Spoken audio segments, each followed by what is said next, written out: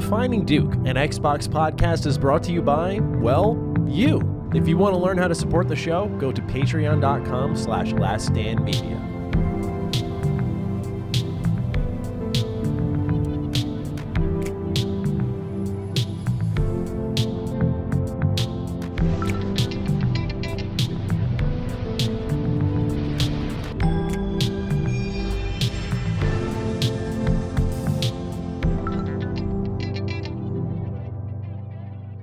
Salutations, everybody. It is Maddie here today, and welcome to the ill-fated number, episode 169 of Defining Duke, an Xbox podcast. No 69 jokes in any of the write-ins this week. Very disappointing.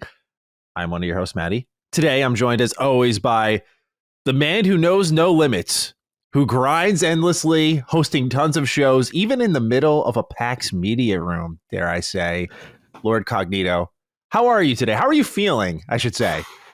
I'm hurting. I ain't gonna lie. You know what I'm saying? Definitely running off fuse, but I appreciate you. It was good to see you. Yes. You know, obviously in the person. It's always dope when we link, and it's just natural. Just like it's like what we do, you know, at Duke in person, it just picks up. And it was cool to have that, you know, little impromptu podcast cool, with a lot of content creators at PAX. But yeah, man, 100 miles an hour, and then obviously 4 days of PAX, and then Sacred 300. Yeah. Did that live show. And bro, it was surreal because first off, shout out to the LSM community, bro. Y'all had me tearing up. Like the love, brother. It was insane. And I don't want to name people because I don't want to forget anybody because so many people came up. And not only the love for Defining Duke, you know, obviously love for ILP, but, you know, health is wealth. You know, I was getting that. Love to hear a lot of that. Wow. You know, people asked a lot about you, of course. You know what I'm saying? That's very sweet. So that was cool. And man, it was special. It was really special. So I had all that going on, you know, into a live show. And then Collins mom was like, damn, you just got off the Acela? I was like, yep. We going right into it. But it was really humbling to see the love, and people say, hey man, you guys killed it. You guys did a funny job. Sav was the star of the show. Sav was absolutely hilarious. Oh my God, he killed us. It was hilarious. And then obviously the Sacred Boys did their thing. Shout out to Gene. Shout out to LSM fam. You know, I met Brad for the first time. You know, it was dope. He had his little thing. I don't want to spoil aspects of the show. He had some critical parts of the show. Gene had some emotional moments, fun moments, you know, and of course the Sacred Boys did their thing. Come on. You know what I'm saying? Like it was, I guess, you know what it is, Maddie? It was surreal for me because it was in the town. It was New York. You know what I'm saying? Like it did. I've walked past that theater since I've been a kid, you know, to say like, okay, wow, I'm going to be actually on stage doing something. So yeah, it's been a lot going on. And the final thing is Addict and his girlfriend were visiting New York for the first time. So I had to show them a little bit of city while I was here. So I was doing tourism, I was doing this, and business stuff. Bro, I told y'all, no limits. Yeah, it's crazy. I am pushing it a little bit, and I've a little, a lot, a little, bro, a lot. You're right. You're right. So I have a deadline, and I just got to get to Sunday. If I get through Sunday, and then I'm going to take the necessary time to really decompress, rest, and get the health as well back to where it needs to be. So that's where I'm at. But what's been going on with you, man? I was happy that you was able to travel, it seems, and things seem to be normalizing. Yeah, I feel 100%. Yeah, since that flight to North Carolina, I've just felt like the most normal I felt in a while, and it's not really faded, which has been great. That's been the big thing. I think truth is, like, I probably could have ended up making Sacred 300. Unfortunately, I didn't. But I think, you know, just in the air of caution for my health, I'm you know, I probably would have been pushing it, but I'm glad I didn't, because like that trip, as I mentioned last week to North Carolina, really taught me that a lot of the source of my swaying and my issues has been fatigue. And I'm like, okay, so I have to really analyze how much I'm doing in given times. Like, especially since I've come back, it's been like, it's almost like a little alarm bell for me internally, because I don't get the swaying, but when I start to feel it hitting, I'm like, immediately it's like, I'm listening to my body tell me, hey, you're going pretty far now. So it's sort of turned into that. And once it hits, I kind of try to quickly pull the plug so that it doesn't stay long. But yeah, I've just been trying to eye down that fatigue. I've been able to travel. I think future live shows are definitely in the picture for Last Stand, which I'm excited about. I feel bad missing all this stuff because I see like comments on like Constellation and shit. People are like, get a real part-time vibe from Maddie. I'm like, well, first of all, that's what I was fucking hired to be. But also, like, you know, it's annoying because it's one of those things where I'm not trying to give off that vibe. And I think as the first person to kind of break through into the company, I hope I don't look that way to many. But I'm excited to be a part of more moving forward. And what I will say is PAX was phenomenal. I did only go on the show floor for one day. I have a funny Airbnb story to share for Friday. Cog and I were supposed to see each other on Friday. That's a whole Cog. There is many layers to that story. Yes. I'll get into. So we'll talk about that. But Saturday, we joked at a lot of shows in the past that I don't get recognized often, and I don't know what switch flipped this year, bro, but it was the opposite, and it was really humbling. It was like 15 people in one day, which for me is a massive deal, and Laylee was there with me. I could not have been more enthused about the amount of people just coming up, sharing love for Mr. Matty or Retro Rebound. And usually, like, I don't say it's in a bad way, but I hear the same kind of like, oh, like your Fallout stuff, been watching for a while.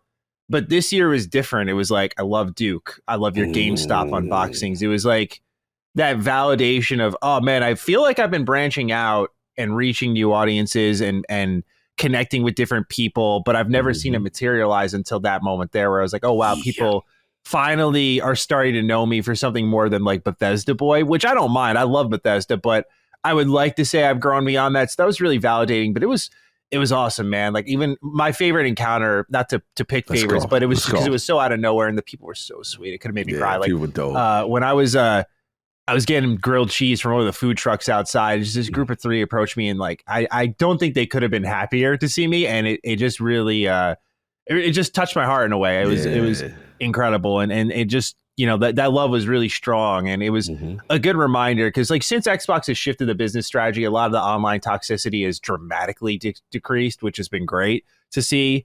And you know, it's easy to forget how good gamers can be. Like, we nerds are pretty sweet and kind, but it's really easy to forget. And certainly I did. Like I'm almost like ready for battle constantly internally. And so it was a different demeanor there. It was really nice to just, everyone I interacted with was super sweet.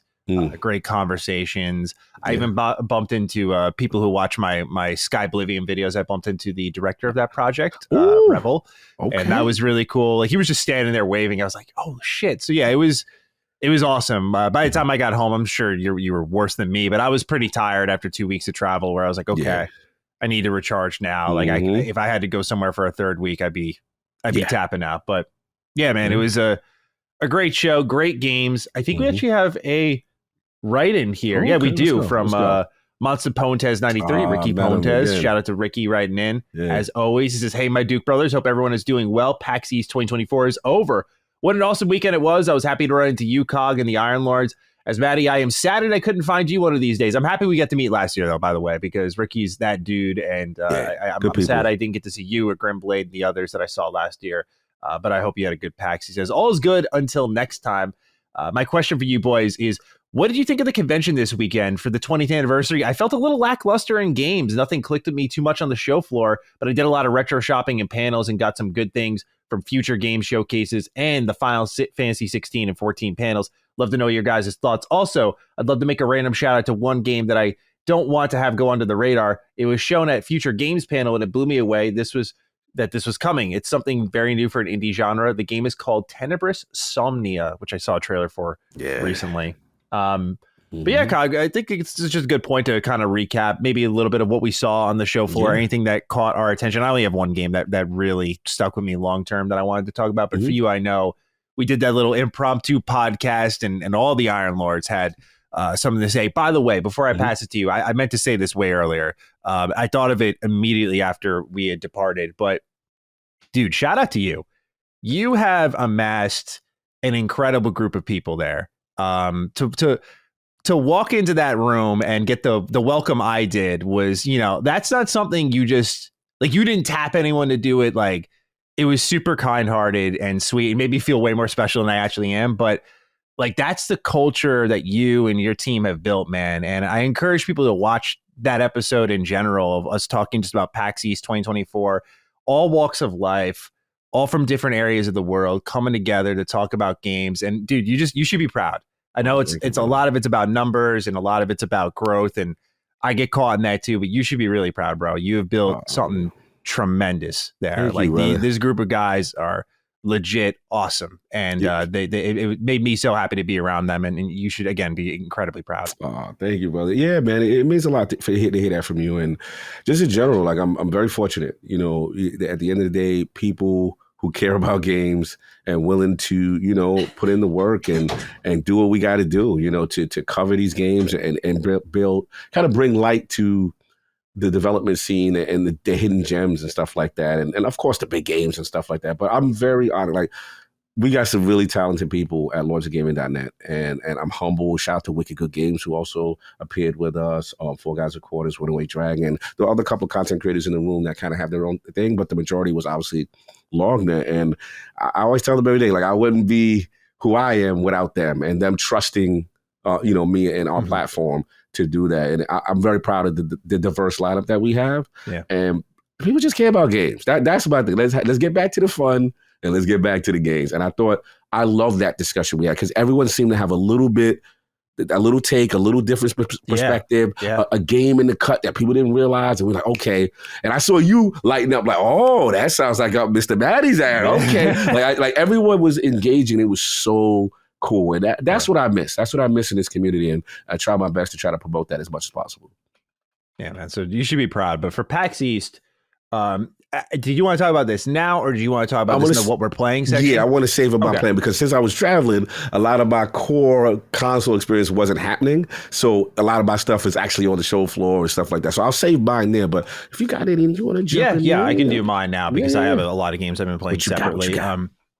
So for me, it was Card and Seal, or it's Shield. I apologize, because I saw the trailer and they pronounce it differently, but I've been calling it Card and Seal. Anyway, this game's from Indie Creates. They've made the Blaster Master trilogy. They have made, what was the other game? Azure Striker Gunvolt. So they've made these, they either took an NES series and continued to evolve it, or they've made these very Mega Man inspired franchises, I feel. And they have this, I don't know, they have this spirit to them that's very Game Boy Advance, PS2 energy. It's fun. Like, their games are just fun and creative, and they feel different.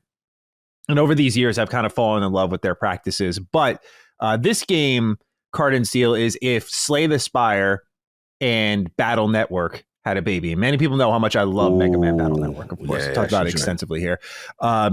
And so the idea is there's like 50 different virtual worlds that are based around video games. And you run around, anyone who's played Battle Network, you know that kind of, I forget the actual name for the camera angle, but it's like 45 degrees to the right, up in the air a little bit. And so you view it from an almost isometric point of view, and you run around these tiles in these virtual worlds, just like you would in Mega Man when you go into the internet. And you fight these beings in these worlds, and when combat begins, you have a deck of cards that pretty much fans out, and you get like a certain amount of points you can spend each turn, and so you're able to pretty much spend it on attacking them and damaging them, or there's a thing called break. And if you use break, you not only whittle down the damage they're going to do to you, because it's like active, or as you're taking these actions, their turn's about to progress. So each action you take moves them closer. So it's like, do I attack their health now? Do I go for it all? Do I break them? And if you keep breaking them, then when their defense is at 0, so I should specify, there's breaking their damage. Once that's done, then you attack their stability. Once their stability is at 0, think of them like off balance, and now you're doing double damage for everything. So it's a really good flow. It feels great. It's active. I wish there was a little bit more movement on your end, like Battle Network, for positioning. I don't know if that's a thing they're doing. It's seemingly pretty early in development, but it was also just announced, so I was very surprised to see it on the show floor. But it was a great time. The only problem I really had with it, I joked about it in our little impromptu podcast, was super fan servicey art and voice acting, like the type of Japanese style voice acting that people look at and go, what the fuck is wrong with you, man? Like, it just kind of pushes people away, like very high pitch, like that stuff that even I have trouble selling to people, and be like, look, the game behind that's great. The art, the fan service art, I kind of whatever that. I'm like, yeah, that's not my speed, but I totally get the it. weebs ain't weebing. What's going on? But it's definitely very weeby though. That's for sure. Very weeby. So be on watch for it. But in the terms of a game, it's fun to play.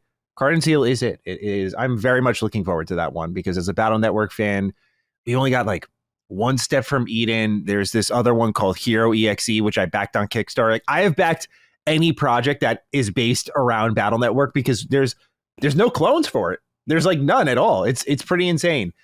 So yeah, this one looks pretty great. It's coming from a developer I would consider prominent. Like they have quality attached to their stuff. So I'm really looking forward to it. That was pretty fun on the show floor. Yeah, man, definitely. I remember you talking a little bit about that. I want to shout out Monster Pontus on that game he mentioned, Tenebrous Somni. I did get a chance to check out that trailer. That looks cool. It's like some pixel art, but then like real-time video horror type situation. Goes back and forth. So that was interesting. And to his question in reference to what he considered lackluster, I feel like, yes, as far as the AAA space, that wasn't like in abundance, but I felt like there was a lot of in the cut gems you could find. And I found a plethora of games, which I'll get into later, but it was a different vibe. And I do like that what I'm seeing is still a lot of creativity in the space. And I will say this, for someone that goes to PAX East consistently, I was like, well, maybe we go to GDC next year.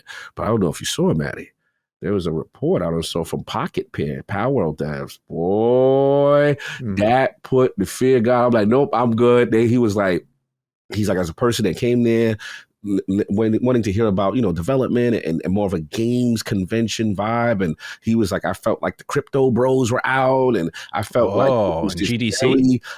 Bro, he went in. He was like, it was his first time going to GDC. And you could tell he was so disappointed because he felt that there weren't, no disrespect to the developers that were there doing their panels. That was going on and fine. But like the booths and stuff, he was like, he felt it was predatory groups who are trying to capitalize on the boom of the gaming industry. Wow. As opposed to people. I will send you it is some damning stuff, bro. Wow. But yeah, I was like, oh, because we were thinking about maybe the transition down from PAX to GDC. But now, and last point I'll say is that PAX will now move their date to May away from GDC.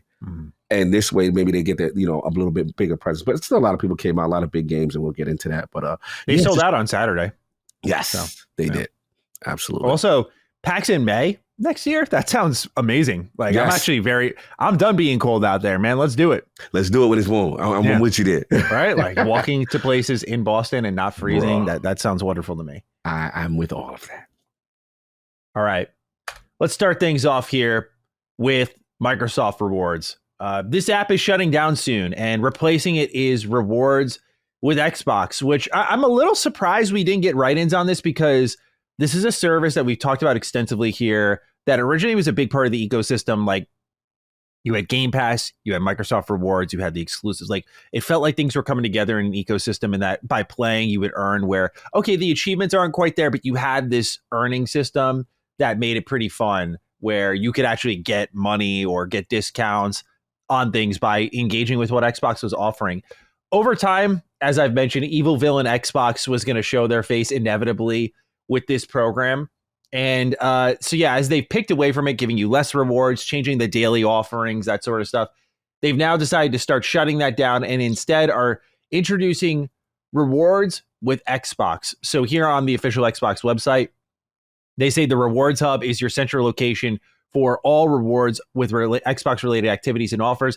Visit the hub on your Xbox console, Xbox app for mobile, and Xbox app for PC, and find the Rewards Hub directly on your profile page. Complete your available activities and claim your points to start earning. You can shop and earn as usual. You turn in quests and earn more with the Microsoft Rewards. So they had a statement to Pure Xbox that I wanted to highlight before I kick it your way, Cog. They say, we know that previously Xbox Rewards was split across 3 separate experiences. The new Rewards Hub will be more streamlined for players, combining the separate rewards experience into one convenient location.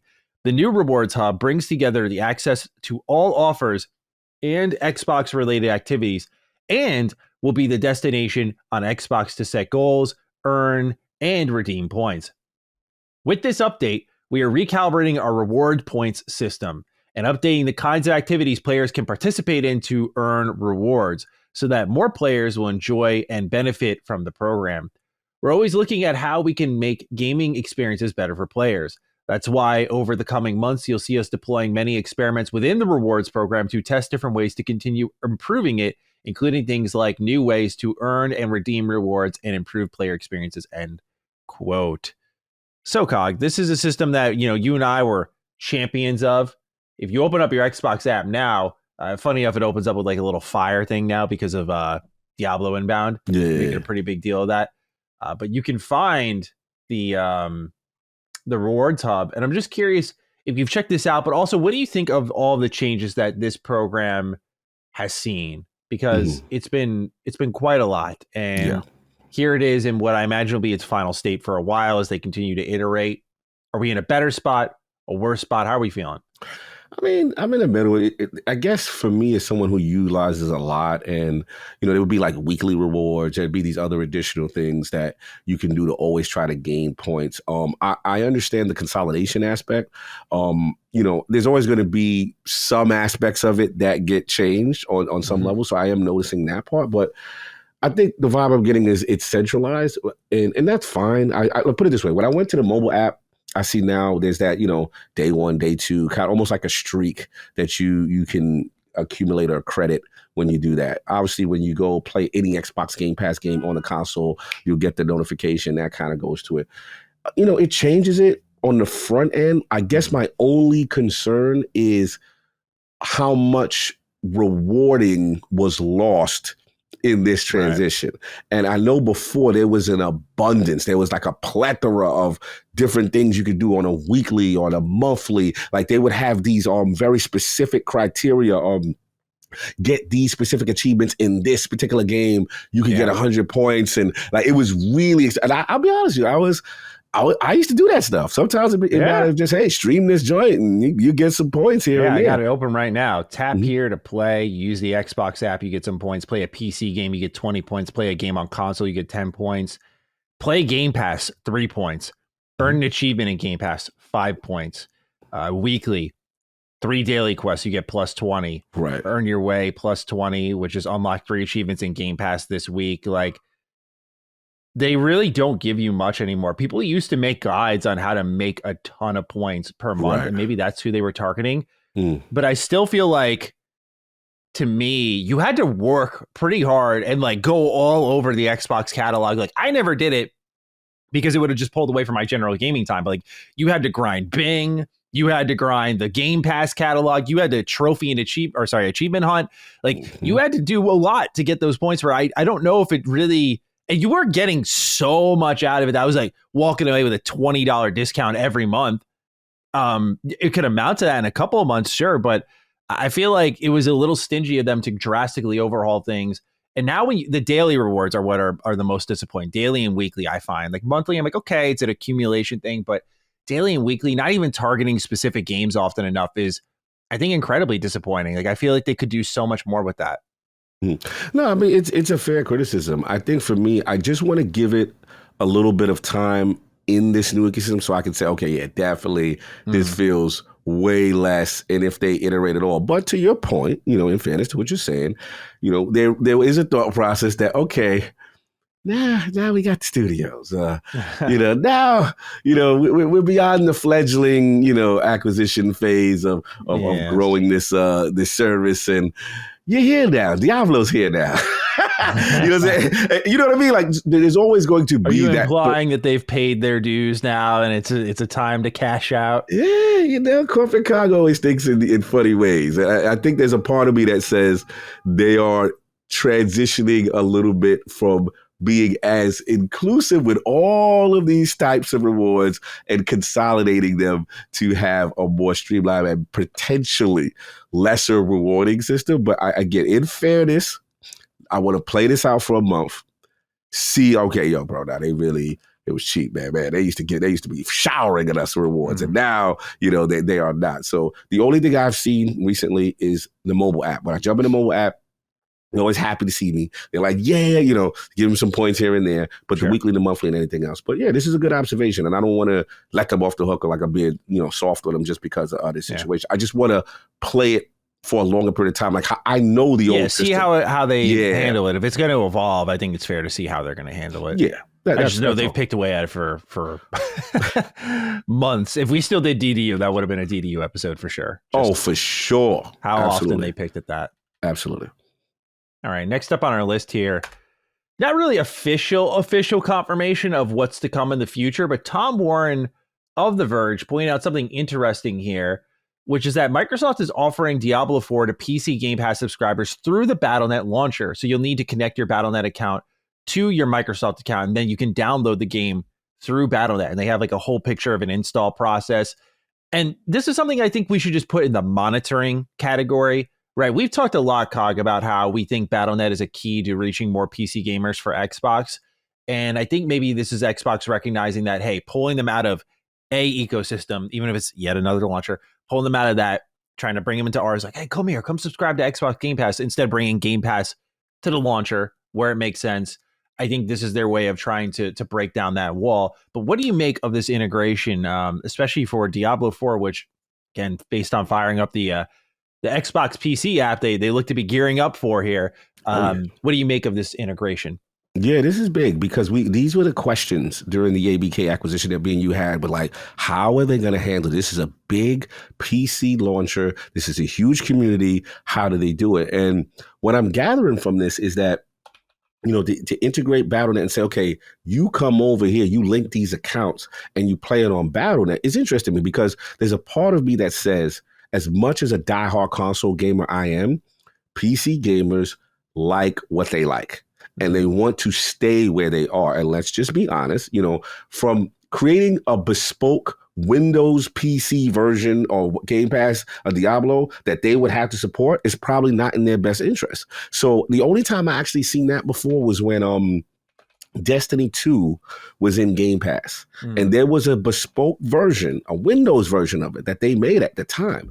And one, not a lot of people were on it, you know what I mean? Two, and I always was curious about the support. So this to me is interesting. Now, the only negative I have to push back slightly with it is if you're a PC gamer, fine. But if you're a console gamer, right, that has your achievements, Battle.net doesn't have that, so to speak. So the achievement hunter guy is like, damn, but I'm going to do this.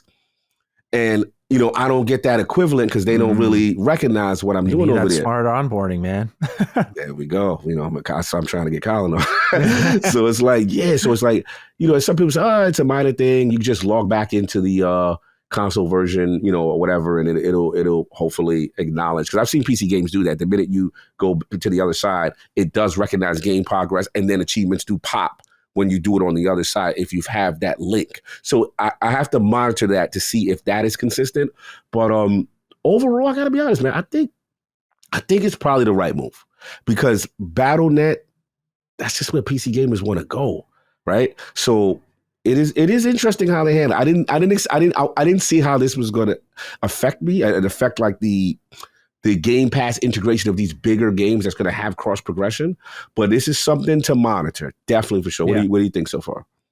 Yeah, no, I think it's a really smart call, especially because Blizzard has so many big multiplayer games, right? You look at Diablo, Overwatch, whatever else they're going to end up putting out. And I think this sort of half step in between, you put a little offer on the Battle.net home screen, like, you know, play now for X amount of dollars, or get it through Game Pass. And you don't have to get it through the Xbox launcher. It's just a connection of the account. I think that's a great happy medium.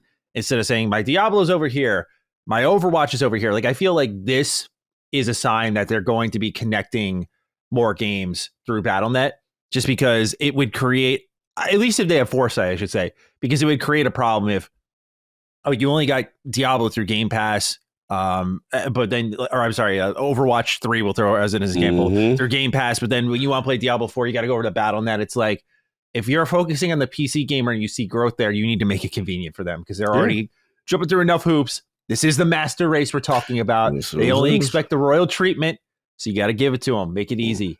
Yeah, man. Listen, they like what they like. They've been living in a nice little country club. You want them to go down the street. There's some little hole in the wall. Yeah, Some right? dudes don't want to do that, even if it's free. They like, yo, it's free drinks over here. We got it. They're like, yo, we good in our spot. We like where It's we kind are. of like the Airbnb. I forgot to tell that story. Oh yeah, let's go. Tell the story. Let's go. Yeah. So it's actually a perfect segue because go. it is that like, well, you can stay for free or so. Laylee usually picks out the spots we stay because she is gangbusters at it. Like she just finds the right spots at the right price. I tried to handle it this year. You know, Uh-oh. she picked out a hotel. I saw like $800. I was like, babe, look. I was like, that's a lot. That's a lot. Let me see. I was like, let me scroll through. And she is not frivolous in that regard. So I knew she had to have exhausted all options.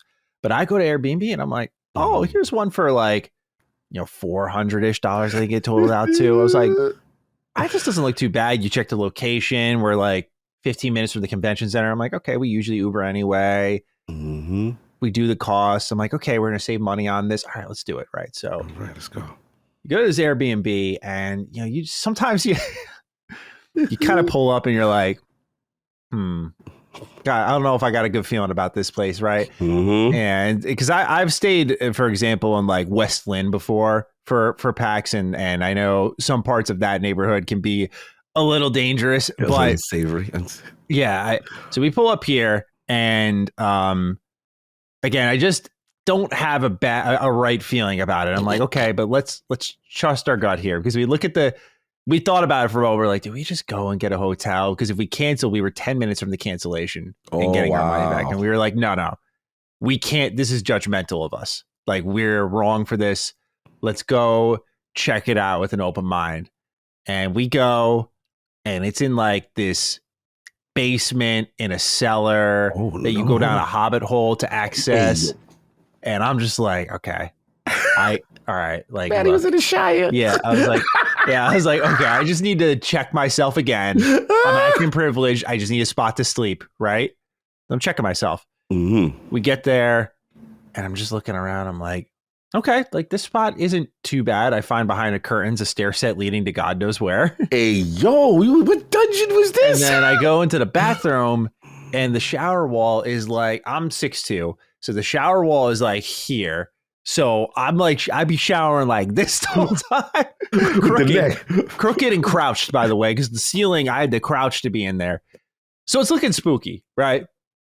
Bed's nice. And we're like, okay, this isn't ideal. But again, like, check ourselves. We just need a spot to sleep. So in an effort to get cozy, I wheel out this television that's on like a projector stand. This is when you and I were making plans, right? Yeah. I wheel out this projector, or not projector, television. Like, you know how in school they would take like a television stand and kind of wheel it in? Wheel it out, yeah. So our TV was on that. Wait, hold on. Yeah. Big back TV or flat screen TV? I'd say like this had to be an early 2000s TV. Hey, yo. It's HD, but like 1080 big max. Back Yeah. Oh no. And again, I'm like, all right, I'm gonna probably beat Rebirth on this TV. This is gonna be kind of a crazy experience. So I hook up my PS5 to this extension cord. By the way, there's no heat here. We had to like set up like separate heaters. I'm like, all right, man, oh my god, this is crazy. So we set up the heaters. I set up my PS5. I hit the start button, and the fucking, I think the surge protector goes off. It just pops, and all of a sudden my TV shuts off. My PS5 shuts off. I'm like, yo, no, I don't feel safe. And so at the same time, Cog and I are texting each other, making plans, right? Heading to Boston, we were running a little bit behind, so we didn't get to make breakfast, and we decided to opt for Starbucks. That Starbucks did not agree with me. And so Cog and I, we were looking to go to our favorite spot in Boston, Legal Seafoods. This is like a tradition that Cog and I end up both having, which is awesome. And we were like, yo, let's meet up. Let's do this. You know, the Iron Lords are going to be there. Laylee's going to come through with us. Like, it was going to be great. Dude, while this mess is going on, I am shitting my brains out to the point where I'm like dying. So not only is this like a very uncomfortable place to be, my PS5 is no longer working. I'm just like, I am dying on the toilet. So I text Kyle like, bro, I'm not going to make it. I come out to Laylee and like, I'm one who's going to soldier through it because it's not that bad. It's just not super ideal. But Laylee's like my litmus test for like morals and ethics. Like she's just such an angel. So when she was like, "Do you just want to get a hotel?" I was like, "Okay." Like I was like, "Yeah." Dude, I just walked to my PS5. I started packing. I was like, "Yeah, we're out of here." I said, "I got the credit card. I don't care how much it is." Fortunately, we did not blow the bank on it, but like it was a pretty funny story. Once it was all said and done. Where we got to this hotel, we stayed at the Dagny in Boston. It's like it's like a gentleman's hotel. It was really different. It was really cool.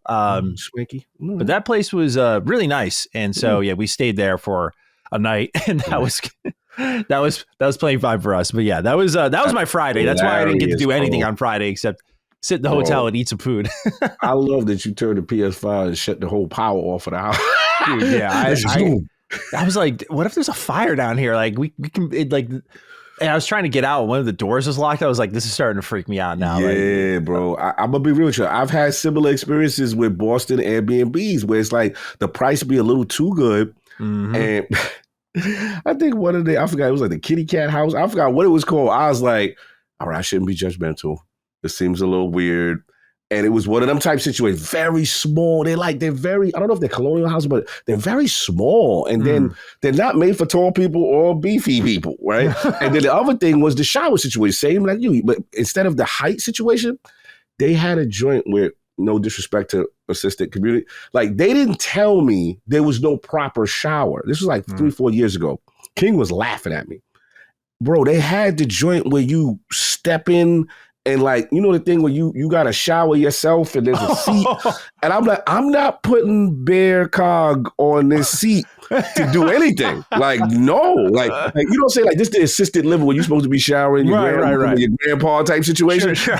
Yeah, and they never said it. They act like they had full bath. I'm like, a beautiful bathroom, fully equipped with everything you'll need for your weekends. I was so frustrated with this place. I was like, we are never doing this. Yeah. Bro, so I know about those horror Airbnb stories. I was outside of Boston, you know, because you got to do, and then you do a commute every time on the Uber. So we looked at the price. That's the other thing. I was like, if we're going to spend this much, we just got to get closer and limit the Uber costs and just do what we should have done in the first place. And I guess day of reservations for hotels are cheaper. It's crazy. But that was eventful Friday for me for sure. That's funny. Hilarious. I was able to do it. I was afraid I wasn't going to be able to go to PAX on fucking Saturday, man. I was worried about you. I was like, oh man, I hope you're, because I was like, damn, I knew when you told me what happened. Like, how you doing, bro? How you feeling? Yeah, I was like, how that stomach? Because you know I knew it. Anybody know about stomach? Man. Lord Duke diverticulitis here knows about stomach. So I felt so bad. I was like, oh, he going through it. His stomach to cancel plans, right? Like, there's always that moment of like when it starts to hit you, you have that raw feeling in your stomach. You're like, man, I'm hurting right now, but can I recover? And when it just keeps hitting you and that. Like, dude, it was a risk when we were driving from the Airbnb to the hotel. I was like, we got to hold. We ain't gonna make it. Yeah, right. It was a risk. So when I checked on you the next day and we going back and forth, and you're like, nah, I'm gonna come through. I was like, oh, okay, feel a little better. So I was just happy to see you. I didn't even care. I was like, at least I got to see him. Yeah. And he pulled up. That's why I was like, we got to figure something out for Saturday because I was worried we weren't going to see each other. No doubt. Anyway, that was what topic was that? BattleNet integration. Yeah, that's your shoddy Airbnb versus a nice stay at a hotel. No doubt. All right. Next up here, Phil Spencer would like to bring digital storefronts like Epic Game Store and itch.io to Xbox consoles. This is a little bit of, I think one of our members of the audience put it this way, wish listing from Phil. We have 2 questions to go through. Let's start off with Zugdar. Hey, Dukes. I was wondering if the next step for Microsoft in their business model. Recent quotes from Phil point to a more open storefront with Epic potentially being teased and many other considerations to content delivery. My question is, what is preventing Microsoft from making the Xbox more of a glorified PC for the living room? Going to an Xbox PC hybrid route would make paths for a more open platform and help developers who do PlayStation and PC combos. I wonder if the rumored upcoming storefront revamps and new gen cycle will head in this direction to bypass console exclusivity if Xbox is more of a PC. Smart delivery is already in place for the console side. Why not PC too? Thanks for the fun content. Thank you, Zogdar, for writing in. And we have John Hankey who write in. Hey, Dukes. With the recent Phil Spencer comments on wanting Xbox to be an open storefront, how realistic do we think this is? Or is this just some wish casting? I would also assume the games would run better on the native Microsoft Store. But if they manage to get the big dog Steam to their console, it could be game-changing having both Steam libraries and native Game Pass to the console.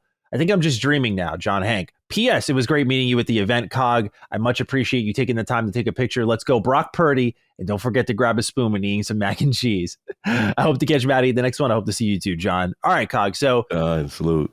It's important to kind of take this with a grain of salt, only because if this used to be a Mr. Maddie video 3 years ago. Now we've learned Phil Spencer just says what he'd like to see, even if it's probably never going to happen. So let's talk about it from both angles. If it does happen and if it can happen. Cog, what are your thoughts on these digital storefronts coming to Xbox? And if it's a this generation thing, a next generation thing, is it an only Xbox thing? Will it happen with PlayStation? How far do the walled gardens go down?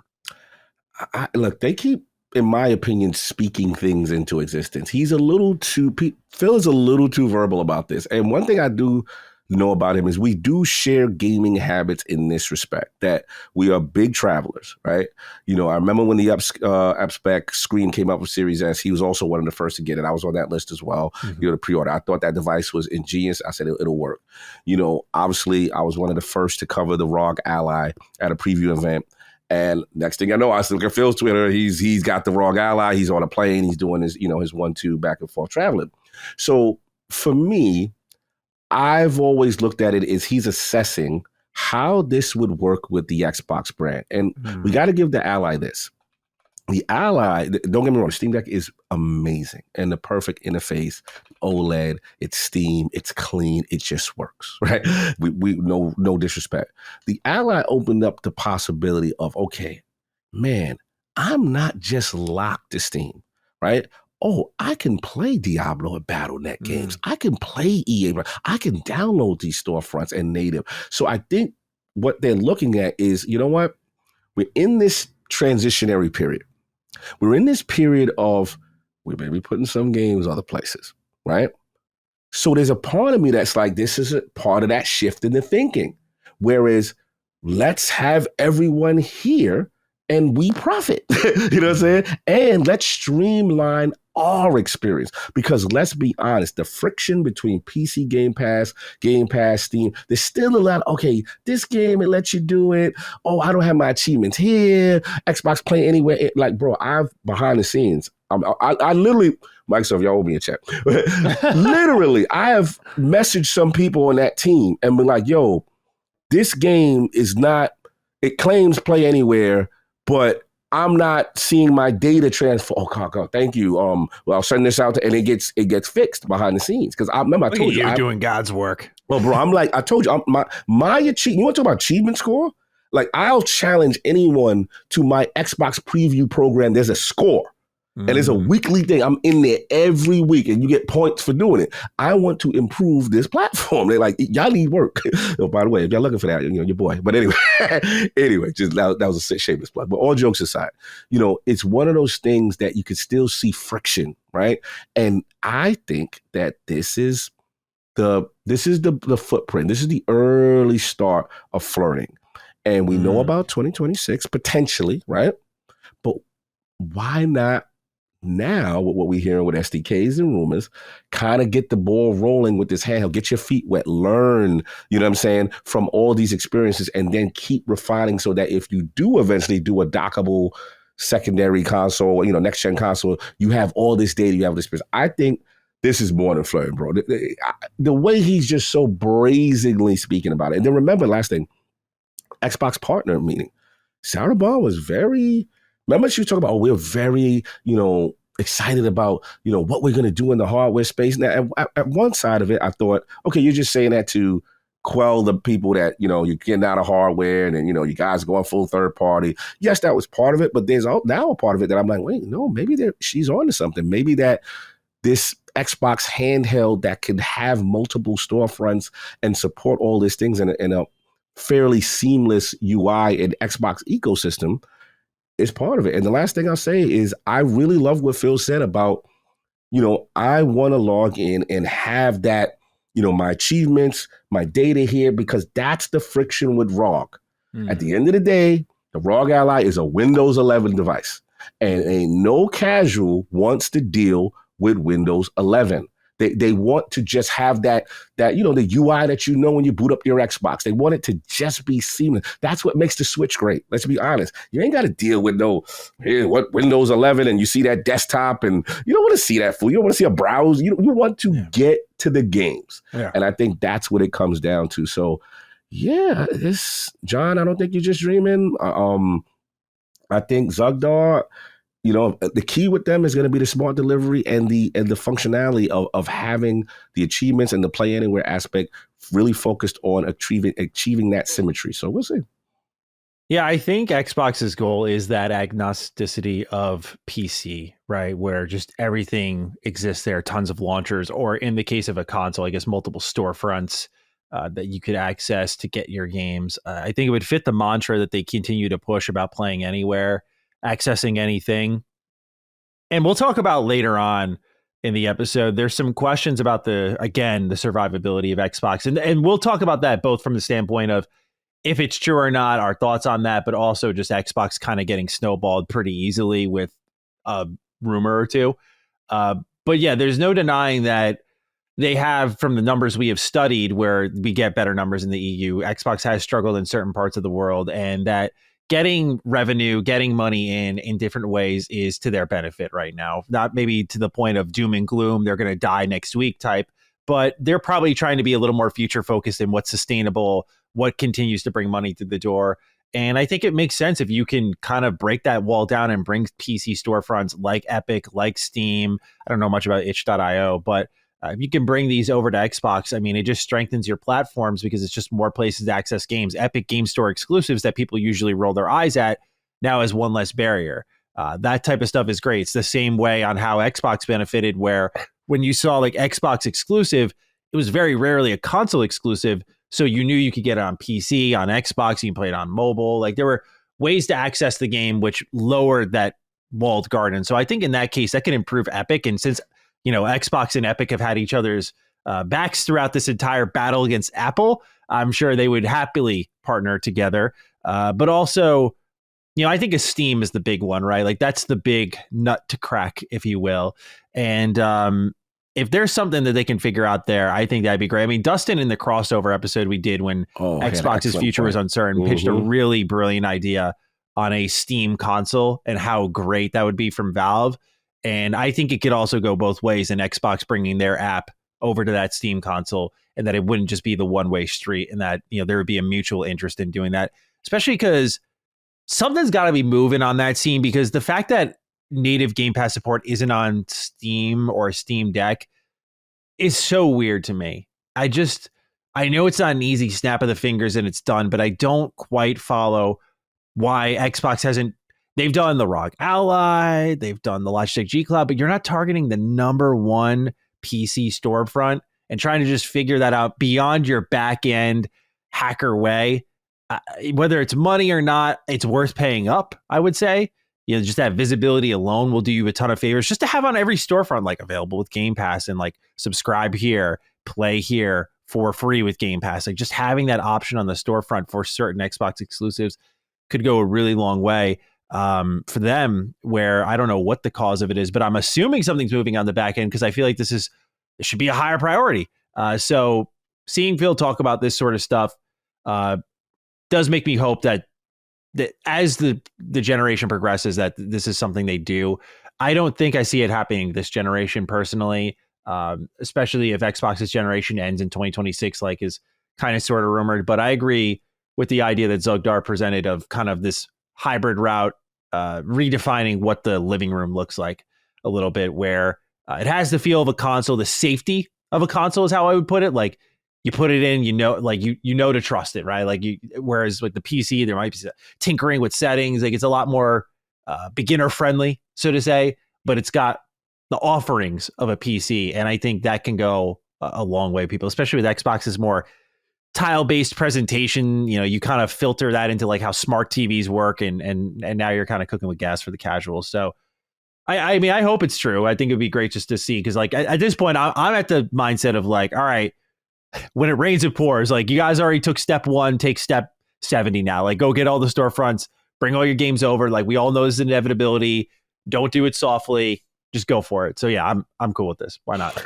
Yeah, I want to jump in because there's two other points I do want to add. One that like I said, based on the conversation we had to crossover, and Dustin mentioned the Steam Deck and how, great it is. And this is a platform that is legitimately benefiting from both Xbox and PlayStation exclusives. Let's just be honest. Mhm. This has been kind of like a little Trojan horse. Now, I'm not going to sit there and say that the Steam Deck is, 30 million consoles sold, but they have made a break.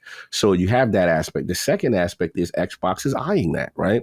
And Xbox is like, hey, we can do this ourselves. We could profit. We still have a good relationship with Steam. We have to, cut them out. But at the end of the day, let's put this on that platform. And here's the key. The Series S already is the profile. They have the SKU that they can mimic, and with later technology, shout out to my man, The Fox. He has a great video about talking about how he already envisioned it was happening, and maybe this was part of the play, so to speak. So with RDNA 3 and the way technology is right now, it would be a better version of the S, but with the base S platform, as the cops agree. And, what I would say is that the functionality is there. The key is between that power, that the memory and the battery life, just getting that nice functionality there, because obviously we know, battery life is important for a handheld and that kind of stuff. The other thing I would say is what you alluded to, which is we have to be honest about Xbox's presence in other regions, right? We talk about Japan, we talk about Europe, failings there. The thing that I see, I'm not saying that, obviously I'm biased, I really want this device, right? But we have to be honest, in retail shelves, we don't see Xbox's physical presence. But if you have a handheld and you can price it accordingly in the $300 range, and it has a Series S profile, and it can play all these games, including native Game Pass and all this stuff, I'm very curious how that would do in Japan. I'm very curious how that would do in Europe, right? And this could be the Trojan horse, the way you get in this ecosystem that you've been failing in retail. You see what I'm saying? Because you're not present. So I'm not gonna get too gassed up, but I'm definitely excited for the possibilities of it. And as long as they allow have the casual UI, but allow the hardcore to say, okay, you know what, I can add these different storefronts, or hey, I can add whatever on it, kind of thing. And I think they may have something, but we'll see. We'll see what happens. Yeah, it's a really good idea of like you create this kind of complex centerpiece, if you will, in that Xbox PC hybrid. And then if you have a handheld that's more of the beginner entry, it's kind of like looking at your GameCube, which, I mean, complex is maybe a stretch for that, but then your Game Boy Advance. And if you build a connection between them, then boom, you got it right there. So we'll see what they do, but We'll a see. little more wishes from Phil. Next up here, Sea of Thieves getting a pretty big update for its PS5 launch. They're getting a grapple gun, some of their first brand new weapons since 2018, a new warship, tons more. They're really gearing up for this launch. And we'll also talk about Grounded, which is getting its largest final update for the launch on PlayStation and Switch. So we'll talk about all of that in a little bit here. But for Sea of Thieves, Cog, I mean, they're really dialing in here, giving the people what they want, grapple guns. So what do we think of Mayor Ben swinging around the sea on a grapple gun?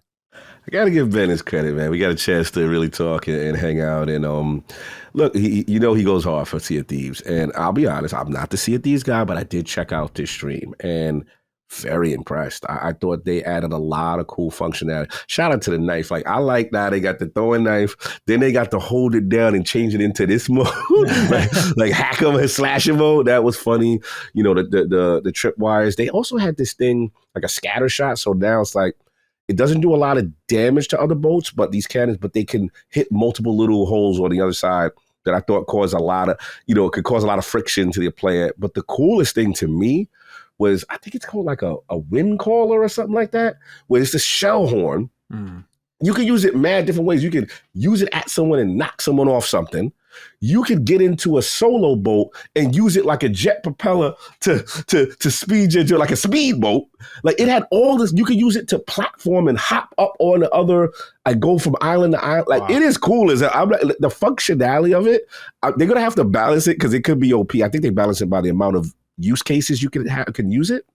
But it's funny. I will admit, they've got a lot. I thought it was gonna be like a little light update. No, they're changing the game mechanics, and thought the timing is quite interesting to add all these new features when you're gonna be going other places. And like I said, I think it's gonna do big, man. We've already saw the early indicators on the pre-orders, but this looks fun. So shout out to them. They're going all out with keeping the support, and we've seen how far Sea of Thieves has come from its initial state to where it is now. So shout out to the man Ben. I'm very curious how he's taking this. You know, we gotta get his feedback on this because it seems very cool to me. Yeah, especially because when you look at the Xbox launch and how the biggest critique of Sea of Thieves when it first came out was just how barren of content it was. And now you look at what PlayStation's getting all these years later and this update afterwards, and they're getting the best deal imaginable. They don't have to wait for anything. It's just all right there. So I'm feeling pretty bullish on how well this game's going to do too. And really hoping it resonates, because it'll be interesting to see the numbers afterwards. Yeah, I'm very curious. We still have more Xbox news, but I did want to break away for a little bit here, talk about a couple Marvel announcements that we saw this week. Marvel 1943 is launching in 2025. Brian Salazar has the write-in. Hello, Dukes of Hazzard.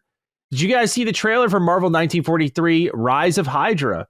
Video game graphics continue to stun me, and I love the premise. I'm also okay with a story trailer not having gameplay, because it seems pretty evident that there are cutscenes that will be seen in-game. I get more annoyed by cinematics that never appear in-game. Thoughts?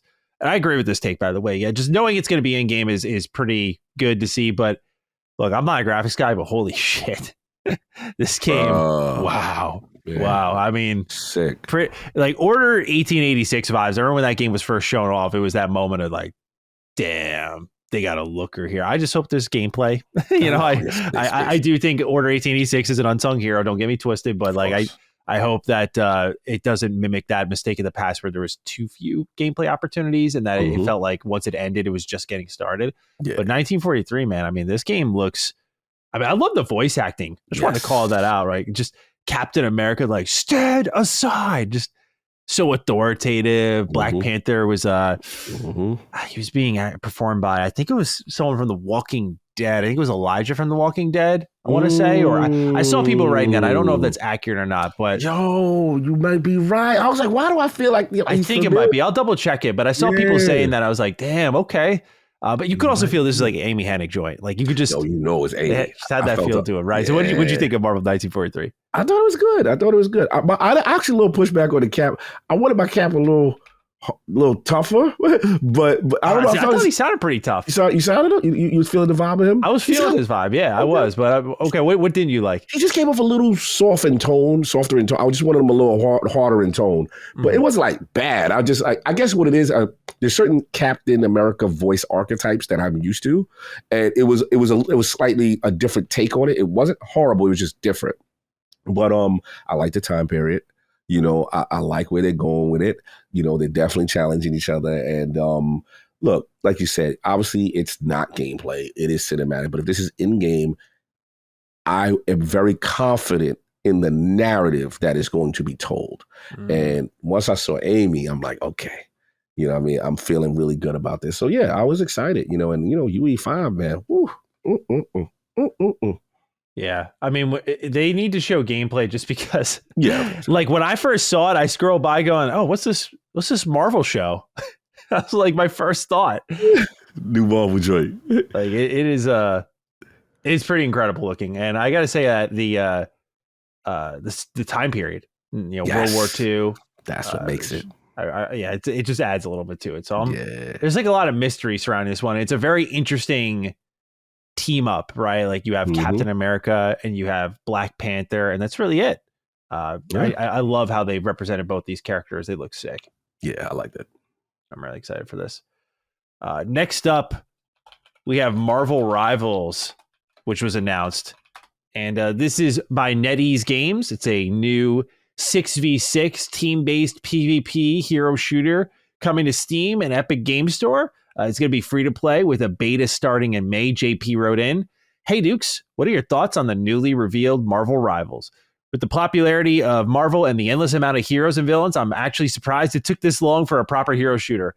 I know COG will be holding out hope for a future Silver Surfer appearance, but Maddie, if the game ends up being good, who would you hope gets added to the roster? Have a shit your pants to get out of baseball practice only for your grandma to make you go back anyway kind of day." Yo. Yeah, he did me wrong there. As a story for Constellation listeners only, JP. All right. Classic Stelly. Okay, now I got it. That's hilarious. Did you not hear that? Oh, you weren't on that I episode, were wasn't on you? that one. I didn't know about this. Oh, yeah, It was funny. It's rare of both of us been on a Stelly. It's like I think maybe I know, one we or used two. to always be on together. I don't know what happened there, but got split up. Yeah, that's the long and short of it. I did try to crap my pants in third grade to get out of baseball practice, and when I got changed, my grandma was like, "You're going back." I was like, "Damn, Hey, yo. I don't want to be here though." All right, Marvel Rivals. Woo. Announced by NetEase. It looks like Overwatch. What are your thoughts on this one? I'm such a fraud. I was sitting there, not that I didn't say Overwatch is a good game. Sitting there like, it's cool. It's, I get it, the team thing. As soon as they put Marvel characters in this, the fanboy in me said, yeah, that's what I'm talking about. I'm in there. Bro, I was feeling it. I ain't going front. Obviously, I saw the Hulk as almost like a tank-like class. Loki with, the ability, I guess, to imitate and duplicate powers or something like that. Doctor Strange bringing portals onto the deck. Like, it literally stole the Overwatch hero shooter support system, tank, and certain other archetypes. And it just looked like it works, bro. Iron Man looks sick. Like, yeah, look, man.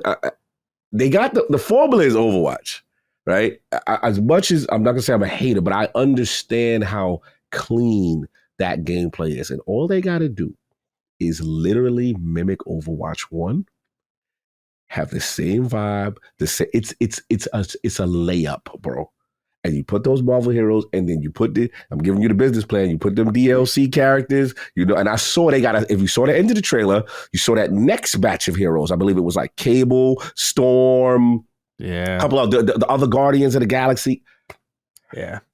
And then NetEase, they did my beloved, what you call it, Naraka. Mm-hmm. So the pedigree right away. I was like, oh, these are your people. Pedigree's there. And they know how to make costumes. They know how to make suits. And the fact that Marvel took that bag, look, I'm keeping my eye on this. I may be a what you call it? What is it? A Marvel Rivals main if they land this thing. I am in. I'm like, oh, this is so me. But I'm curious with you. I know you're the Overwatch guy. Not anymore. Maybe 7 years ago. But part one. Did they fly? Are they flying too close to the sun? For Maddie, is it? Where they at? I personally think like it looks great. I mean, I had a couple of friends who try to get on their high horse, like, we're not playing this shit, man. This is like copy and paste. I'm like, get over yourselves, guys. Like, there's so much worse out there. Overwatch was its own worst enemy, which is why I'm not playing it anymore. Right? Like, Overwatch 1, I got my almost 600 hours in there. I clearly love Overwatch. They destroyed that. That is their fault. There was no competition. They had their own little field carved out for them, and they fucked it up. If NetEase comes in and takes Overwatch and just does it again, sure. Especially, I love Marvel. I still love Marvel. Maybe I'm not as into it on a movie level as I was, but I still love Marvel games. I still love Marvel comics. I still love Marvel characters.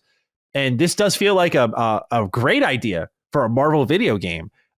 It's about monetization, of course, how extreme that would be. You would have a better say on it than I would with Naraka. I know there was questions about the campaign and pricing of certain skins. So, and then Marvel's in the mix. So now they know they got something here. So real quick, before I dip back into some of my thoughts, how are you feeling about the Marvel Rivals monetization? I cannot confirm or deny how much I spent on the Rocket costumes. I will say their costume and their art department is absolutely spectacular. They tend to have way too many currencies. So it'll be like, you pay this, you pay the gold. And I don't want to say loot boxes, but similar tactics of, hey, spend this amount of currency for the chance to get some specific suit. And fun. They do. I ain't going front. They can be a bit oppressive at times. Got it. They do have their limited event stuff, but sometimes I just wish that there was a direct way. Now, granted, this is Marvel's IP. I don't know how they're going to handle it in comparison to Naraka. It's a different team, but I can't sugarcoat it. Like, The monetization it's free to play, but their monetization is, if you want them hot suits, because it's basically what I consider Halo Infinite ashy Spartan energy. You'll get some basic joints, you know what I'm saying? But all the hard hitting, all the classic, and you know they're gonna do this with, like, you know, symbiote costume, possibly with Peter Parker. Yeah. You know what's coming. You know what I'm saying? So I would tend to have people say, hey, get ready, this may be a monetization. Yeah, it might be a little monetization farm for sure. Yeah. If it's at least somewhat reasonable, it is free to play. So I already can see that's going to be a problem with people, because it means that they have the upper hand to do more extreme monetization measures.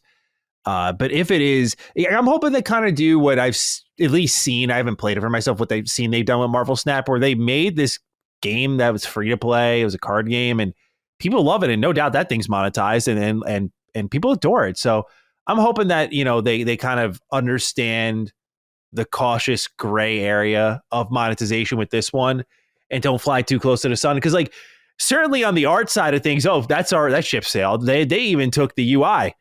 They took the UI from Overwatch. Like, even the bottom right bar.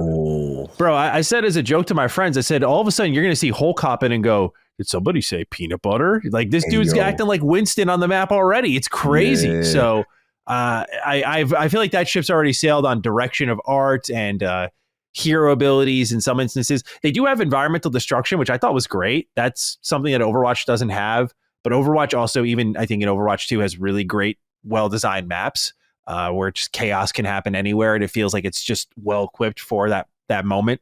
But we'll see if Marvel Rivals can do that. I really am excited about Loki. I thought out of all the abilities I saw, like him stealing Black Panther's powers and then transforming into him, I thought that was really cool. As for a hero I would add, or a villain I would add, I think the first one that came to mind for me was Daredevil or Wolverine. Yes. I mean, I know these are very easy picks, but like, especially, I don't think I saw Wolverine in that trailer, and he's become quickly one of my favorite Marvel heroes. I've realized anytime I have Wolverine available in a game, like Midnight Suns opened my eyes. And I was like, yeah, just anytime I can use this dude, he's awesome, man. He's so cool. Awesome in Midnight Suns. Yeah, I think Wolverine would be one. This kind of, I guess he'll probably play like Doomfist would be my guess, just up in your face. Daredevil, I think, could be interesting because you play with his senses a little bit more. See what you can do with that. So yeah, I mean, I think the sky's the limit here. I really do. It seems like such a, as you said, layup. I'm excited for it. Even if it's bad, I'm still going to at least check it out because I do enjoy Marvel stuff. So I will be there. But yeah, free to play beta starting in May. So we'll check it out then. I'll talk about it then. But definitely excited that we don't have to wait too long to get our hands on. Hopefully this isn't a situation like Multiverses where we do a beta and then we dip out for a while and then we come back with like a fully licensed launch product. So we'll see what happens there, but hopefully it does well, and hopefully it plays well. Yeah, it looks good, man. Got my eye on it. Back to the realm of Xbox. Grounded. We talked about it getting an update. This is the final update to Grounded. Pretty significant that. We'll talk about that, but also what's to come in the fully yoked update. New Game Plus, Fire, Red, and Black Ant Queens, infused bugs, new molars, new achievements have been added again, the ability to upgrade gear past level 9, new mutations, new weapon variants, the secret door where it says beat the Java-matic, Broodmother, Mantis, and Wasp Queen to open a secret door, which we don't know what's behind it. And this update releases on the launch day for PlayStation for Switch, April 16th. It's also getting a physical release with limited run games for $40, or there's a collector's edition that goes up to $125, so you can go ahead and pick that up there. But COG, dude, this is a pretty big deal. I know our heads both want to go right to like, oh, they're moving on. They're moving on, man. This is a pretty significant deal. But of course, we'll get to that. What do you make of this update here? And also another big Xbox game prepping itself for the PlayStation audience in a meaningful way. Yeah, I got a chance to speak to some members of the Black Rock at PAX East. And nice. They had a panel. They had a panel in reference to Grounded and all the new things, man. They're definitely going all out for this release, you know, the fully yoked edition, all these updates. I think this is great, man. Look, you know, I was the number one, I would say hater, but I was very suspect of this game when it was first announced. And I'm like, all right, Obsidian, relax. I know you're good. I don't know if you're that good that you could do any genre right now. Like, calm down. And bro, I was proven wrong again. I was proven wrong. I ended up loving Grounded. We talked about it on Dukes. We had so many discussions about it. But this is great. This is great. I think I like the the host can now save in the middle of a multiplayer session, and all connected players will seamlessly transition into the new game world. That is huge. Then I think this game is a slam dunk on Nintendo Switch. Yeah, I'm just going to keep it a buck. Oh, I think this is going to do fantastic. And then again, current Xbox players, they get this update. It's going to be, the population will be big for more cooperative games. I am with you. It's interesting that this is the last one. I thought they could milk this out a little bit more. I thought they could keep especially on after the new audience comes in, right? Like, I thought there was at least an update or two left. So maybe part of me is, what's my man Adam Finicky and the team? Yeah. Are you? And one thing about City, they work.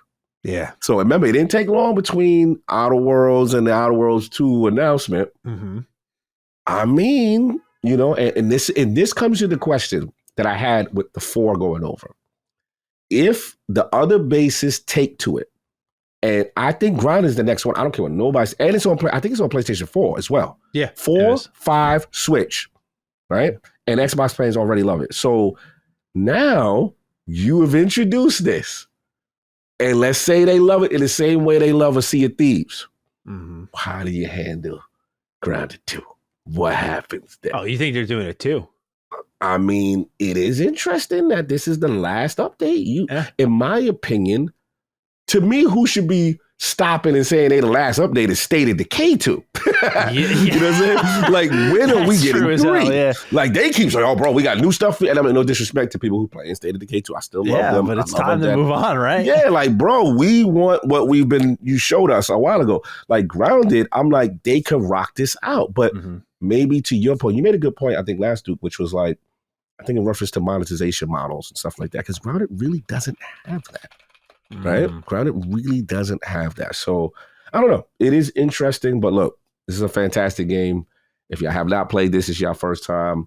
As a person who does not like survival games, I do not really like them. I'm gonna be honest. Like, it's too much freedom. It's too much get, 8 twigs and 2 berries and no. Grounded has a very concise plan and onboarding for a new guy that doesn't like these games, and a narrative that is fun and cool, great UI, great engine. And this game can get scary. You know how it get when those spiders come. Or at night. Those insects, bro, they mean business. Backyard at night. Backyard, not to be trifled with. Bro, and I think the greatest thing is when I started to farm the dewdrops and I have my little knapsack and my little thing, and now I can walk far in the joint and then going on zip lines through the game is fun, bro. Like, I cannot front. I'm sitting. That's when I knew, all right, y'all on another level. I didn't think y'all could do this. Yeah, Grounded is really the only survival game that I stuck with for a pretty meaningful stretch of time and kept coming back to. I did a sponsored video for Enshrouded, and like I said in that video, I was like, yeah, I'm not like a big survival guy. Like, it's good quality stuff, but like, it's not pulling me back in. Last survival game I can think of that I was really excited for was The Forest. Like, it's a tough genre to crack, which is why it's so surprising so many games succeed there. Because to me, I'm like, they're all doing the same thing, which is why Grounded was so exciting to me. I'm like, you have the sensibilities, but like, over time, they introduced the RPG systems that and love from Obsidian. Like, they started to add the gear system wasn't always there. They didn't always have the leveling up or skill system. Like, they didn't have all of this stuff initially. It was like just this base building backyard survival game, which in this Honey, I Shrunk the Kids approach that was so unique on its own. And then they added the Obsidian layers afterwards. Like, it was a really unique approach into how Obsidian typically does games. And the fact that it came from a team of 13, it seems like they're just really embracing it. Obsidian, I'm sure this team, it's not like they're going to, I would assume, not going to get folded into, go work on the Outer Worlds too. Like, I'm sure they're going to go make another small game, because this was one of those things where tight budget, small project, and look how far it came with a group of 13. If you're Obsidian, you want that again and again and again. Yeah. So I don't know if it's going to be Grounded 2 or whatever else, but they're going to come back with probably another small game. I don't know if it's going to be survival. I'm interested to see what they do next, because no doubt they've hired and maintained talent for this specific style of game on Unreal Engine. So do you just keep doing that? Does I Grounded mean, 2 even, I mean, does that work? I mean, but also, if you're already multi-plat now, you got that there. Everyone's picking this up. Then you go Grounded 2, full multi-plat. Maybe it does do better. I don't know. But the first one already did really well. So it's really anybody's guess. But these updates are great. Leveling up gear past level 9 is awesome. New mutations is always exciting. Weapon variants is exciting. I love that they continue to pump this game with achievements. They never left that behind, which I really appreciate. So yeah, they've done a great job with it. And I think they're leaving on a high note, which is what's good too. And don't forget the movie. The TV series, whatever they got going on. There's a big thing they got going on with this. I'm telling you, they know they got something. That's why I would be shocked. Yeah, you're right. Grounded 2 makes more sense with the show. Yeah, you're right. Show now you got all these audiences knowing what Grounded is. Then let's say you now have this hit show, and it's a slam dunk. It's literally Honey, I Shrunk the Kids in this adventure with these characters. You got something, man. I mean, so why we'll see. Supporting it? Wouldn't you want to keep supporting it so that? I mean, unless the show is inbound sooner than we think, would you want to keep supporting it so that, you know, with the limited run and the updates coming, that it's like, oh man, this thing's still alive and well, not like, oh yeah, hey, here's the game. It's just been abandoned for like a year now.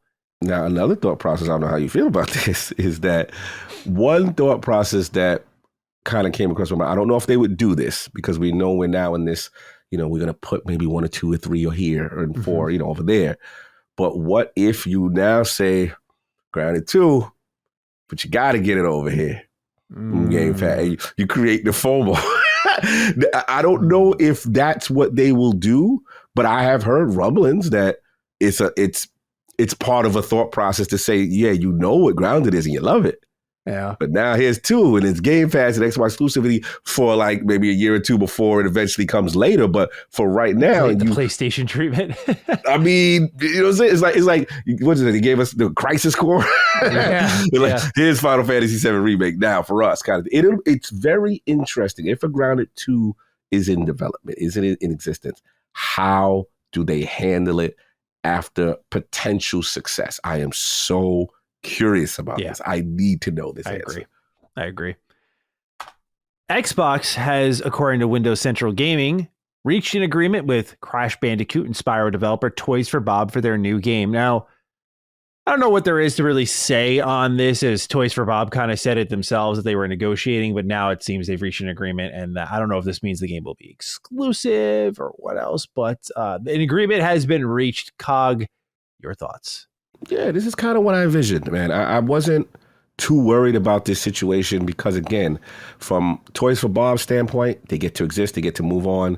You know, from Xbox standpoint, it's a great PR stint. You don't close the studio. And now you kind of have this relationship. We're going to see what the fruit of this relationship is. Is this exclusive partnership? Is it marketing? Whatever it is, Xbox is still in pocket with you. And that's what I wanted to see on some level. It still may be multi-plat, but Xbox is not, you know, like we've got this, you know, a strange relationship now, and you know, it's contentious, and I actually like this. So this is what I envisioned. I know a lot of people were worried and very upset about it, and I get it. I think Attic was one of them at first, but you know, I told him, "Huh? What about now? Are you calming now? You know, kind of thing." And he's, "Oh right, kind of thing." So yeah, we'll see. I think this is a good deal. I think it's a good sign for Xbox, to be honest. Yeah, they apparently they're funding the whole thing, Xbox. Ooh, so nice. This is probably going to be at least Game Pass. We'll see. One would hope, right? One would hope. All right. Shin Megami Tensei 5 Vengeance Edition is getting its release moved up to June 14th. This is to avoid clearly the Elden Ring DLC. And I say clearly because at PAX East, we learned about what was happening with Final Fantasy XIV's new expansion, and they decided to put that out. I think early access begins at the end of June, but the full release is July 2nd. They said they're doing that to avoid that other game, is what I think they called it. So a lot of people getting out of the way for the Elden Ring DLC, which I guess is anticipated to be a smash hit, including SMT V Vengeance Edition, which I think looks really great. I love SMT V, so I recommend people don't sleep on this one. But yeah, Cog, moving it up a week to get out of the way. Any thoughts on this one? Got to do the right thing, man. It's doing the Lord's work. Move your date. Move your date. Get your ego out of it. You know what's coming. Don't make the mistake. Don't be a casualty of a release date.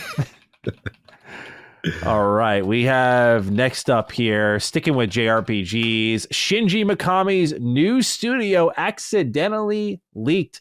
This info comes from the official website for Shadows of the Damned Hella Remastered.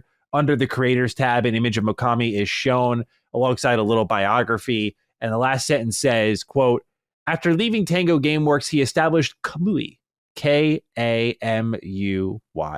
So I apologize, I mispronounced that. But yeah, looks like your prediction was correct, Cog, that Mikami has left, started his own studio. He ain't done quite yet. He ain't done, man. I told you, keep your eyes on him. Keep your eyes on what's up, man, from Platinum. And keep your eye on Suda, because Suda was actually outside as well at PAX East, and he's got something going on.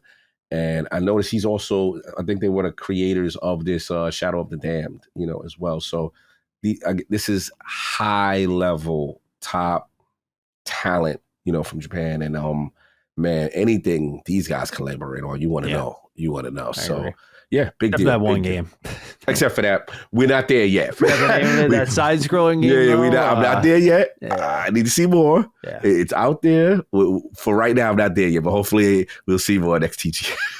But I figured that was Swery and Suda on that one. But yeah, Shinji's a legend. He gonna be cooking. I want to see what he do. Yeah, I agree. I'm very excited and eager because there's so many ways he could go about this. I really feel like when they first established Tango and went and did The Evil Within, I know people know them more so now, especially for Hi-Fi Rush. And they were always called the survival horror studio, but like Evil Within 1 is such a fantastic game. It really is. And I feel it never, I think it would do really well nowadays.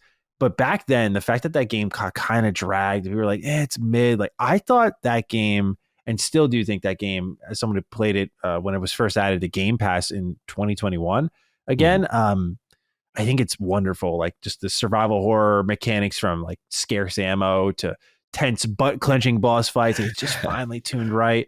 It's just like Resident Evil 4 in that it's kind of long, which was surprising. Like, oh, this is a almost 20-hour game. That's pretty ridiculous. The story gets insane, and I think it's actually really crafty if you pay attention. Like it's not that hard to understand what's happening once you get to the end. I think the ending is phenomenal.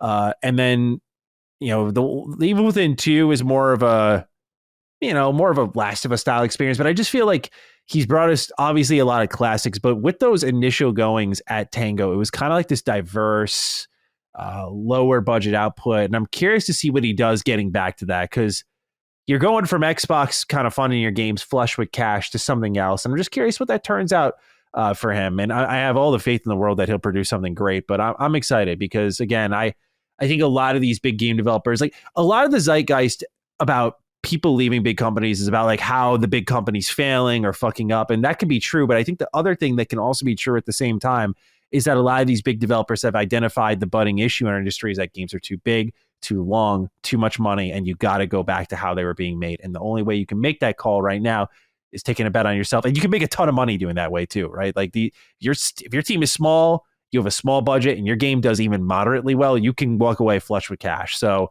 even if it was just a business decision about the money, people like Mikami would be just fine. So I feel like it's exciting at the premise of maybe him going back to a smaller style of development and what comes out of that. So I'm very excited to see what his studio brings to the table. Yeah, absolutely. Legend. The man is a genius. So I am staying in tune to see what he got cooking up, man. Absolutely. More JRPG goodness. Yoshi-P says that they're thinking about putting Final Fantasy 16, quote, on other platforms as well, end quote. It's not over in the sense that we have the PC version. Once the PC version is released, we're thinking about hopefully moving to other platforms as well. This has to be Xbox, right? Or PlayStation 5 launched. They're going to PC. They said other is it Switch? I mean, I'm serious. Like, gotta be Xbox, right? Partnership, the handshake on stage. Is it paying dividends, or Cog, are we fooling ourselves here? Is a new Final Fantasy game going to make it to Xbox before any sort of 7 remake rebirth treatment gets there? Yeah, 16 look like it's definitely part of it. This is what I've always felt. Even with the 7 remake at some point, but that one was kind of we feel extended by Sony, that relationship. But yeah, Yoshi-P, I just think the way they operate is just one part at a time. They do PC next, and then Xbox is coming, so it'll be a big get. It'll be a big get, man. A lot of people go hard for 16. I know it's controversial. Maddie has his thoughts. You and Addict are the same. They're like, yo, bro, this ain't the JRPG. Y'all ventured a little bit too much. But then there's a lot of people that are like, yo, this is some Game of Thrones, really emotional story, really mature, the first gritty. act is, first act is awesome. Oh, Flex. What? Got a chance to meet Ben Starr. Oh, really? Super cool, dude. He's awesome. Super cool. And I will say this. When that demo played, he sold me that demo. The emotion he showed at the end of that demo. Oh, yeah. He's fantastic. Like, bruh. I was like, it cannot end like this. Clyde is not the problem with Final Fantasy 16. Like, his performance and everything about his character is great. Clyde Rose feels something different. So, yeah, man. I'm excited. I want Xbox players to get a chance to play this game. I really think they will take towards it because I feel like even though the purist, I get it. The purist is like, nah, bro, this is not really a Final Fantasy game. I think other people may get into it because it's so different. So I'm curious to see how it would do. But yeah, I definitely think it's coming, man. Yeah. And that's long overdue. Yeah. Especially because at least initially, I know it's been confirmed since it sold well, but I think because it initially didn't sell well, I wonder if that's what lit the fire on Square Enix's ass to like really get these partnerships done and put it everywhere, because these games need more sales and they're doing it in the long tail way, which I think is smart. That might be the way you get the most out of Xbox customers versus launching everywhere all at once, because I know it's like sample data, but you could like look at Amazon and just see how many copies are selling per console over there. Like you can see PlayStation 2,500, Xbox just more than 100. Like you can see the numbers for yourself. And while it's not an aggregate of everywhere, pardon me, it still is some sort of data. And so maybe this is their way of getting more out of that fan base. We'll see. Yeah, we'll see. I'm curious about Switch 2. You never know. Yeah. Very good point. Yeah. Switch 2 is another one. That's what I'm saying. I don't know. Like a new Final, I feel like we're going to get everything but a new Final Fantasy. And I feel PlayStation's got that on lock, but who knows? It's going somewhere else, but let's hope it's Xbox. No doubt. More Japanese companies here. Let's talk about Capcom. Resident Evil 9 may go open world, according to Dusk Golem, in a new rumor. Kind of like Monster Hunter Wilds, Dragon's Dogma 2. This would be an ambitious step forward, Cog. Going from the very interactive, compartmentalized hub worlds of Resident Evil to complete open world. What do you think of this, sir? It's a rumor. Yeah. But obviously, I would say it's a guarantee tension stripper when you just go open world. That sense of danger is gone. That sense of claustrophobia, which adds to the danger, is gone. You could do it like Elden Ring, where you have this kind of central point and then everything's connected to that central point. So when you venture into these dungeons, which maybe function as the more hardcore, gritty parts of Resident Evil, where it is scary, where it is tense, maybe it works that way. But I'm wondering if you think this is a natural evolution or maybe not the best call, just from looking at it on paper. Yeah, man, I'm trying to, my bias is against open world right now. I'm just so open world out. Like I'm just so much fatigue. But I mean, yeah, I could see a scenario where it can work. It's just that I don't know if I'm interested in Resident Evil 9 open world. That's, I guess, where I'm at. But look, I'm willing to give it a shot. As a person who, I remember when I heard about, a Dark Souls game and Elden Ring going open world, I had my trepidation. But yeah, clearly I was moving wrong. That thing, did what it did. But to your point, part of the charm and the lore of Resident Evil is that claustrophobic, that, tight hallway. You can't feel like you can escape easy. And there's a part of me that running around in a town or whatever, like, do I lose that, right? Yeah. Do you have vehicles now? Like, yeah, how big does it get?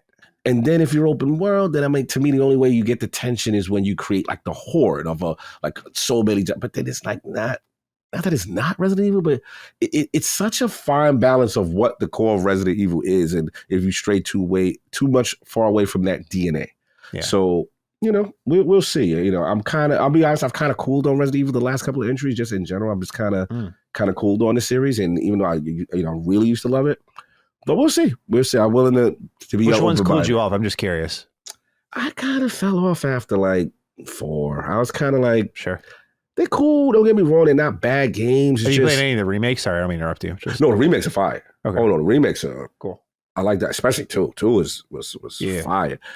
It's just the newer ones, what's her name, Lady D, and all of that. Yeah, 7 and 8. Yeah, you weren't feeling that. It just I don't know. I don't feel, not that they're not scary games and stuff like that. It just I don't feel their core. Maybe what it is, my old head sensibilities. I don't think you're wrong though, because Resident Evil 8 is very much a copy and paste of Resident Evil 4's design. And if you've played 4, which many people have, I think it's the reason a lot of people love it. But for me, it's the reason I kind of wasn't crazy about 8. I was like, I've played this before a ton of times now. I've played it before. So it didn't resonate with me. But sorry, continue. Yeah. And then I don't know. I feel like a lot of, even though the stories are connected, I feel like a lot of the major connective tissue is gone, kind of thing. I don't know. It's still Umbrella. It's just light now. Yeah. Yeah, it's light. It's like I don't feel like I'm truly getting that. Maybe the hardcore Resident Evil clap back at me fans, like, you don't know what you're talking about. It's still deeply entrenched with the law. You didn't play, and that's fair. It's just for me, I'm not connecting with these games. I don't feel that emotion vibe that I had with the first 4 and the Weskers and the Umbrella Corporation, and it's just going all over the place to me. So I've become more disinterested. Sure, I hear that. I definitely, for me, as someone who played it pretty disjointed, like my first Resident Evil was 5, which I know for some people is going to throw all my credibility out the window because I love that game. But I've gone back and played them all outside of 1. But yeah, Resident Evil did have a connective tissue, and it's still there. I don't think they lean into 6 as heavily, clearly, but Resident Evil 7 felt like a pretty large departure because apparently it was supposed to be called something different, and then they called it Resident Evil 7 at the last minute. And 8 feels like they actually pulled the threads, bringing back Chris Redfield and having those question marks. And there's some, I will say, to Resident Evil 8's credit, there are some big things narratively that happen in that game. Fair. That I would say for hardcore fans, even me, I'm like, oh wow, they did that. And it sets up Resident Evil 9, where I think once you see characters that you're playing as and who are present, it's going to be a surprise to you, perhaps. Fair. So I think Resident Evil 9 is set up in that regard. I think story-wise, 8 does kind of bring the franchise to a certain level. I think just the gameplay side, they had the castle again, they had the village again. I'm like, guys, he did this with Resident Evil 4. It goes beyond this. It really does. What made all these entries special was they were all a police station, I think you were in Africa for I was at Persona 5 for Resident Evil 5. I feel like they lost a little bit of that there. But yeah, I'm interested in Resident Evil 9 because a lot of the spirit of these games has always been a sense of, by the point in Resident Evil 7, for example, this is one of my favorite ones. When you're toward the end of that game, you're able to roam around the whole house, all the levels of it, the swamp, it's all interconnected and open enough. But I think part of the fun is earning your way there. So if Resident Evil's open world is sections locked off, and as they unlock more, it's just a big growing map, and you could go back to these areas with tools you get, I think that could work. But if it's you're dropped in the middle of a world, you have this FromSoft moment of just panning the vista, and they're like, you can go get scared anywhere. It's like, no, man, I'm good. Bro, I got that sounds awful. On top of a tower and then lock door, scare towers. Facts. Yeah, I'm with you. We'll see. All right, we got 2 more items here. Sonic Heroes might be getting a remake in 2025, according to Midori. This is the individual that leaked Persona 3's The Answer DLC. That ended up being true. They're the ones who, much to my dismay, leaked Guns in Jet Set Radio. They leaked Crazy Taxi being live service. They must work at Sega. I don't know. She must work there because she just has been so right about everything. So this is the latest leak that she has firmed up information-wise. Also saying no Sonic Adventure remakes on the way, might I add. Sean Mason has the writing. Greetings, Dukes. I hope you both enjoyed your time at PAX. It looks like you both had a lot of fun. This question is primarily directed at Maddie, but Cog, feel free to share your thoughts too.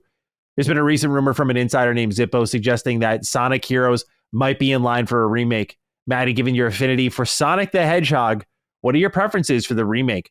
Would you prefer a faithful recreation or a complete overhaul of the game? Best regards, Sean M. Thank you, Sean, as always, for writing in. Homie. Yes, sir. So this is one of the years I've seen Sean at every PAX for the last few years. I didn't see him this year though. So he was at the LSM event. That's why. So he I got my hug. My hug. Nice. Damn, missed him out. But Oh yeah. Yeah, when it comes to Sonic Heroes, actually, I did a video for this on Retro Rebound when I played it for the first time a couple of years ago, and this is one of my favorites, like top 3 Sonic game for me. Just the music, the stages, the playable characters, the spirit to it. It loses the storytelling chops like Sonic Adventure 1 and 2, especially Sonic Adventure 2 as like some of the best Sonic storytelling. Heroes kind of ditches that for this more team-oriented gameplay style. But again, the stages are awesome. The music's really great. I think if I were to go in one direction or the other here, Sean, I would say, I'll give you 2 answers. I would say between the 2 you've provided me, I'd say more of a recreation, only because there are things control-wise that suck about Sonic Heroes. Like Knuckles feels awful to control. Like if you start doing melee combat with him, you will fall off the edge of the map and you will restart. And like, this is a game I remember fondly, although in the moment, maybe it wasn't so great, but like my hands were so sweaty playing this game because like I've never gone through Sonic levels so slow in my life because I was so scared of dying. And I think part of it was because the game didn't control that well. So I hope they kind of shore that up, but especially on the Knuckles front with how combat heavy he is, like falling off stages when like his homing attacks and stuff just don't feel great. So things like that. I would also recreate how you get the 7 Chaos Emeralds to get to the final boss. So Sonic Heroes, you can kind of beat and think you're done with it, but it's not until you get the 7 Chaos Emeralds through these awful mini games that you just have to see to understand how bad they are. Damn. And a lot of it's kind of chance-based too. Then you get all of the 7 Chaos Emeralds and you get to the sick final boss fight. But getting there is a pain in the ass. And I feel like they need to do away with that. So I would say more of the faithful or more of the recreation / overhaul of Sonic Heroes. But what I would prefer is kind of like a Crisis Core style remaster make, whatever they want to call that, because it keeps the core game, but fine tunes the controls and the gameplay where it's still the thing you know and love, but it changes just enough to go like, okay, remember this? Well, it's a little different now. Like if you play Crisis Core on PSP, it's like 1, 2, 3 when you're attacking. But in Reunion, you're like 1, 2, 3, and you're switching moves and it's really fluid. I think doing that for the Sonic Heroes gameplay is all you really need to do because the stages are well designed, the levels are fun to go through, all the characters play right. They just need to feel a little bit better. And then you just have to fix this would probably go in the remake category. You gotta change how you get to the final boss again, because it's sick. And I think in a remake, it would be even more sick. So interesting to know that they're not doing Sonic Adventure at all. And that they're starting with Heroes, which is kind of technically at the end of a trilogy, if you will. Like there are threads that are set up, particularly with Shadow, that happened at the end of Sonic Heroes. Like that's probably the most notable story beat there, but it's all picked up from Sonic Adventure 2. So I don't know, man. Like it's an interesting choice. I would love to see a faithful Sonic Adventure 1 remake, but I also view it in the same category as Chrono Trigger, where Square Enix sort of has this ace up their sleeve. And unless it's DEFCON 1, you do not press that button. And same thing for Sega. Like, it's DEFCON 1, we're going down. Get that Sonic Adventure remake going. We need money. We need it ASAP. So that's when I think they'll do it. I also think if you do a Sonic Adventure remake, you're gonna completely take away from what Frontiers is building toward, which is good point. A Sonic Adventure spiritual successor in the first one. And you could already see with the DLC in the Final Horizon update, they're kind of building towards Sonic Adventure 2 in spirit, I should say. So we'll see. But thank you, Sean, for writing in COG. Any thoughts on Sonic Heroes getting a remake? Have you played a little Sonic Heroes? A little bit. But my thought is with you. Like, I don't want these 1-to-1 remaster. Like, modernize that joint a little bit, right? Like, throw a little flavor on it. It's the same example, like you said, with the Crisis Core. They did just enough where I'm like, okay, this is not the exact same thing, and I need that next level shine on it, you know? So I don't want a straight port. I know the purists are like, oh, that's what I like, that's what I want, but I want some shine on it, you know? That's me. Sure. So Sonic's the man. Hook him up. I agree. Pardon me, I was drinking some water. No, you good. All right. Last bit of news, we'll talk about what we're playing afterwards. Star Wars Outlaws has been rated in multiple regions, likely indicating a release date is inbound. COG, are you excited? And when do you think this game is coming? I mean, we saw it a few times. Ugh, I feel like it's coming soon. I don't know. They got to be careful with these release dates this year. Like, there's a lot of stuff you got to kind of dance around, but it had a lot of potential. I'm going to wait and see just to see how the reviews kind of land. Mm-hmm. That's it. But what I saw seemed promising. I just want to see, how the execution of it is. But yeah, it feels imminent. You think it's Yeah. How close do you think? I think within 4 months. Like I think we'll get this midsummer would be my guess. Just actually, Your Raptor, which is a YouTube friend of mine, he did some research that was credited in an article from, I want to say VGC, but I might be wrong on that. But he did some research on when games were rated from Ubisoft and when their release dates were. And it was around the 4 to 5 month range. So I think sometime in the summer is when we'll get Star Wars Outlaws.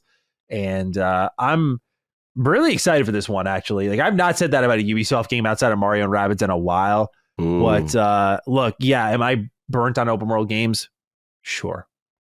Starfield didn't give me my Star Wars experience, though. Starfield was great, but Starfield didn't give me remember when I said I think Starfield's going to take away from my excitement from Star Wars Outlaws because Starfield's going to be my Star Wars game? Yeah. It really wasn't that. And I am in the hog leg camp for Star Wars, where you can give me a pretty basic open world game with that Harry, or in this case, Star Wars coat of paint on it. I'm going to eat that shit up, dude. Especially, this is coming from the people who did The Division, which I think was one of the best Ubisoft games they've ever made. Factual. Yeah, I've loved The Division 1 and 2. I spent a ton of time in both these games, right? And these were, as you said, challengers to the live service throne. So this is the A-team, especially when you saw the natural flying of the starship from the ground into space. It looks like there was space exploration, multiple planets, and I mean, dude, it looks like the game I've wanted since I was a kid. We talked about Marvel Rivals, like, man, what did it take so long for this? How have we not had an open world Star Wars game? Like, how have we not had that before? We've had open levels, like you had Star Wars Jedi Survivor. Yeah, Survivor. Closest you got to it, probably, though. Yeah. How have we not had this? So I'm not the Ubisoft fanboy, but look, man, Star Wars Outlaws, this is one that could deliver something special for me. I don't know if story-wise it will. I have no faith in Ubisoft there. Their writing sucks. But their open world design, look, no one does it more checklisty than them. And so I can count on them to give me something nice and reliable there. And so that's good. There's a safety in this pick here that I kind of adore. So I'm hoping it's great, and they have the chance to surprise me beyond that. It also kind of has Star Wars 1313 vibes. So I'm gassed for it, man. Like I really am. I'm hoping it's great. But that's how I'm feeling about Star Wars Outlaws. Yeah, no, it looks good. It looks good. And I'm with you there. It's curious to see the Ubisoft formula on it and how they would do it. But we have to give them credit. They do open world. We can't say that they don't, but I just want to see now how they translate it. You do got to be hyped with the, space and going in the air. And, Last game we saw them do that for was like Star Wars Battlefront Elite Squadron on the PSP. Facts. And now here we are all these years later, next gen technology, taking off from the ground, going into space. Star combat looked great. Maybe not Starfield level great. I really like the Starfield spaceship combat, but it looked good enough for Star Wars Outlaws. And it's really about what surrounds it. And I thought it looked great. So I am very excited for this one. No doubt. See what happens. All right, Cog. Let's talk about what games are playing. You are up first, sir. You have quite the meaty lineup here. So go ahead, get us started. Yeah, man. So this is kind of like a preview of kind of things that me and you discussed in person, obviously at the ILP or the ILP channel up right now. And it was kind of like, again, so Cog's traveling, a seller up there, and I'm just seeing games, I'm checking out games. I don't have my per se consoles with me. I did bring a little man with me, but I was on the floor, I was working.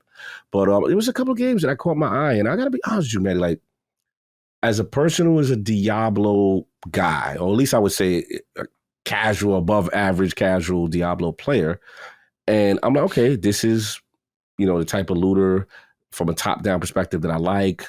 This is cool. I've heard of Path of Exile, but I never really played one.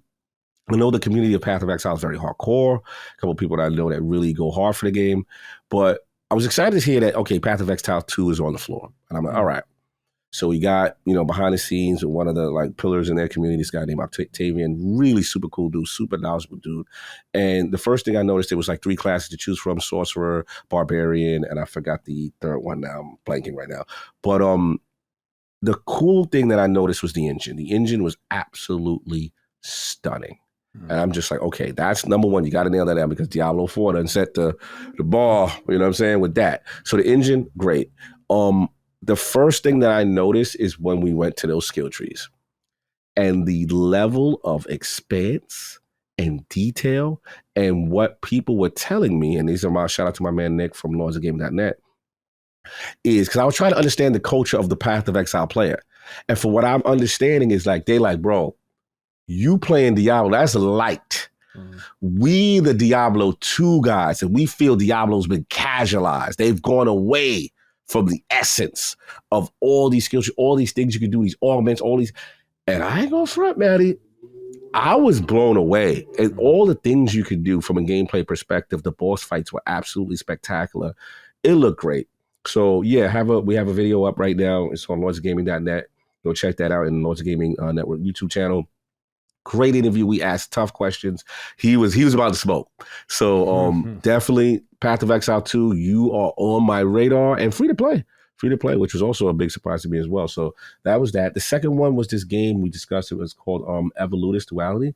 Very strange game. Very like almost cyberpunk Deus Ex, but like this very unique art style of a female. She's like in this cyberpunk kind of world where she's training to be an MMA fighter, very narrative driven, some quick time events, but it's unique and it's brutal. This is like old school anime brutal, where they're ripping eyes out, gouging stuff, stabbing. Like you can go between the background and the foreground. There's stealth, there's combat.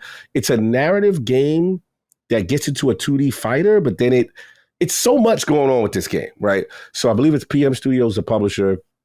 Got a chance to play the demo. The music is outstanding. Yeah, I'm it's a looking at it vibe. right now. Yeah, it's a vibe. So they just got to tighten up the engine. I was told that, hey, we got a very early build on the floor. We got a better build card. We're going to show you later. Yeah, I'm pulling for y'all because I think y'all got something Art that's style sick. Yeah. Bro, and I'm telling you, the art style's sick. The music is phenomenal. And it is, let me tell you right there, they're going to have to get with the ESRB. Because I don't know what they rate in this game.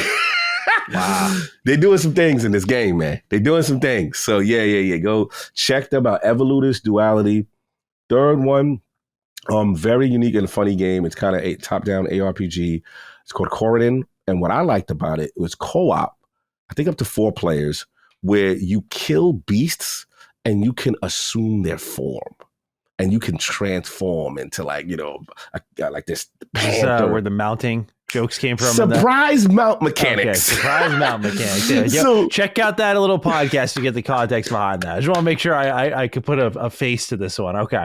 Funniest part of the interview with all of us. And like literally you can cooperate, work together, fly on your friend, and ride your friend, Paul, and do these cooperative attacks. But it's kind of like in this Diablo style universe, and it's really cool looking. Like it's a lot of potential. The Polish developer, I've got Ant Studios. I think they got a lot of promise there. I really thought it was cool. Next one is for us. This is actually what I should have told Colin about. G.I. Joe Rat the Cobra. 2D beat 'em up style, based on the classic IP of the cartoons. You know, you can play, I think it's like 4 or 5 playable characters, Duke, Scarlet, Roadblock, Snake Eyes is in it. Yeah, this looks great. Bro, it is that Ninja Turtles, the Temo feel. Yeah. You know what I'm saying? Now, I will say I feel like the Temo games are have more in depth in them, but this has some stuff. You can get weapons, you can kill them. The art style is fantastic. If you're a fan of that series, it is a love letter to that stuff. Like Colin needs to get all over, because me and him, we have that G.I. Joe connection. Cooperative play. I guess the only thing I would love if I would they have like cooperative moves together, that would be kind of dope. But yeah, man, G.I. And it was crazy, Matty. They didn't even have it on the floor. I had to ask for it. Like they didn't. I'm like, put this on the screen. Crazy. This is cool. This game looks like one of the better ones that would be on the show floor. Yeah, I was mad at them, but yeah, G.I. Joe vibes. Yes. A lot of Streets of Rage vibe, a lot of TMNT kind of energy, and the art style is so much fun. The last thing, of course, obviously they get a chance to play a lot of console games, but took Little Man on the Amtrak Acela, and we're doing some local fighting with the Lords. And I haven't faced Sovereign in years. He was one of the rotation. He a nasty King player. Who you hate King. I know. And I liked Sov, man. I liked him. A King player. I got interviewed by a King player this weekend. Oh no. Bro, he was one of the dads. He was one of those guys that learned all the multi-links. Oh, put you in that damn rolling death cradle. Watch your energy just, oh my God. He was so annoying. Then he would do the moves to set you up to do what's the move when wrestlers hop on the two legs on the head and then they flip you over? Hurricanrana, whatever. That's what it's. Yeah. Bro, he's got setups for days. But the thing about Soft great is he was not only one of those guys that did the links, his technical fighting, his pecking, his in your face, he would know the fast party moves. So we start the rotation, we got King there, we got Solve there, we're on the train. So they're like, hey, you want to play? Say, hey, Carl, you getting in? I was like, I don't want to do that to y'all.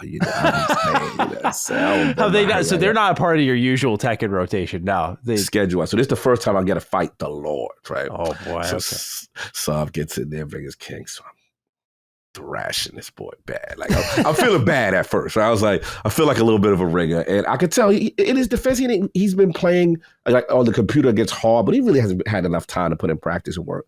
But I've been telling you this, it only took about 4 or 5 matches, and the gap started doing this, and then I'm eking him out, and I'm like, oh, I was like, bro, you still got it. You still got it because you're starting to figure out this is him really not a lot of practice. So I was very impressed with him. Yeah. His basic fighting is still good. And King has so many tools for every situation. It's really scary how powerful King is. So salute to him. Got some fights in with King. You know what I'm saying? So with King at that point, I had to put Harangue back in just for the listeners. There's King the fighter, and then there's King fighter, and there's Lord King David. Right. So Lord King David comes on. And I'm like, all right, they're not ready for Harangue. Let's put Harangue in the house. Let's get Lee Chao Lang out. Let's get some Lee action. Yeah. So Lee was in there mixing it up, whatever. But I ain't gonna front. He started taking Leroy. Now his character is Eddie Gordo, and Eddie's not out this yet. Shit, poor King picking up the game raw and doing Leroy. That's crazy. But I will say this: he started to flow with that character. He got one off. I say we fought 4 times. He got one off on Lee though. Nice. Wow. Yeah, he did get one off on me. So I was like, all right, salute to him on that. And he was starting to put it together with Lee. But I know who his real character is, and when he gets his practice and stuff, he's going to be just as dominant as he is. So it was cool to fight them because I have so much history with the Iron Man style matches. I told PJ, shout out to PJ, Dagan and Colin's childhood friend who we play Tekken with. He's part of our rotation. That like he gets in, and it was funny because he met Kaibatsu for the first time. He said, "That's the guy. I have a face of the guy that's been terrorizing me." Because he told a whole story on that back about how he tried to make it seem like Cog has a gang of guys that all named Lord, and you don't get a chance to fight him. He waits and he said, "I was like, bro, I didn't do that to you. Stop it." he tried to make it seem like it was this evil like you're sitting mastermind. At the throne. Yeah, like I'm on the throne and I'm sending sub bosses at him. He said they all had Lord on the name, but there was this one Lord named Kaibatsu who was terrorizing me with devil shit. But shout out to PJ. He got a chance to put the names to the faces at the sacred event. So it's cool. So yeah, that's been it. I'm going to get back to my regular gaming now. And I'm getting a chance to settle in and stuff like that. But it was fun doing local Tekken, controller versus guy. That was a lot of fun. But what you been playing, man? I finished a lot this weekend. So I traveled my PS5 because I had to finish Rebirth. It was Dragon's Dogma 2 weekend. I had to put this one in the rearview mirror. I went out on chapter 13 and I had maybe 5-ish hours to go. And I got that done Saturday night. Or was it? Okay. No, Friday night. Sorry, no, it was Friday night. I apologize. I had some extra time on my hands, so I got it done on Friday night when we got to the hotel. And what's the vibe? I think it's a great ending. I get why people don't like it, but I feel like if you are in my camp where I was tracking 7 Remake and Intermission and Reunion and connecting these dots and seeing where they're going and then restudying 7 and kind of having that death grip on what's going on here, I would say, and then looking at it where Rebirth ends, there are a lot of I would define them as the Kingdom Hearts 3 glance moments. I use that specific terminology because it's like there are moments I'm looking at screen and I don't know what's happening, and I'm processing it at the last possible moments before the next thing that kind of confuses me happens. There's no denying Rebirth's ending gets a little crazy, but I think when you take a bird's eye view at it, it's not going to have the impact that Remake's ending had. And that's because when Remake's ending, it was like, oh, they're doing this. Now you already know. So with Rebirth's ending, it's about what's changing. Does anything change? And I think where they're going with it, the message is very clear. I'll just say that. I don't want to give any more indications. I know we have a pretty big PlayStation-centric audience. It's a long game. But I'll just say I think the vision's pretty clear. And I love what they're doing with Cloud. I'm a big fan of what they're doing with Cloud. Very interesting approach to this character here. And yeah, I like what they're doing with it. I really enjoyed it. I will say, fizzled off the side content around chapter 10, 11.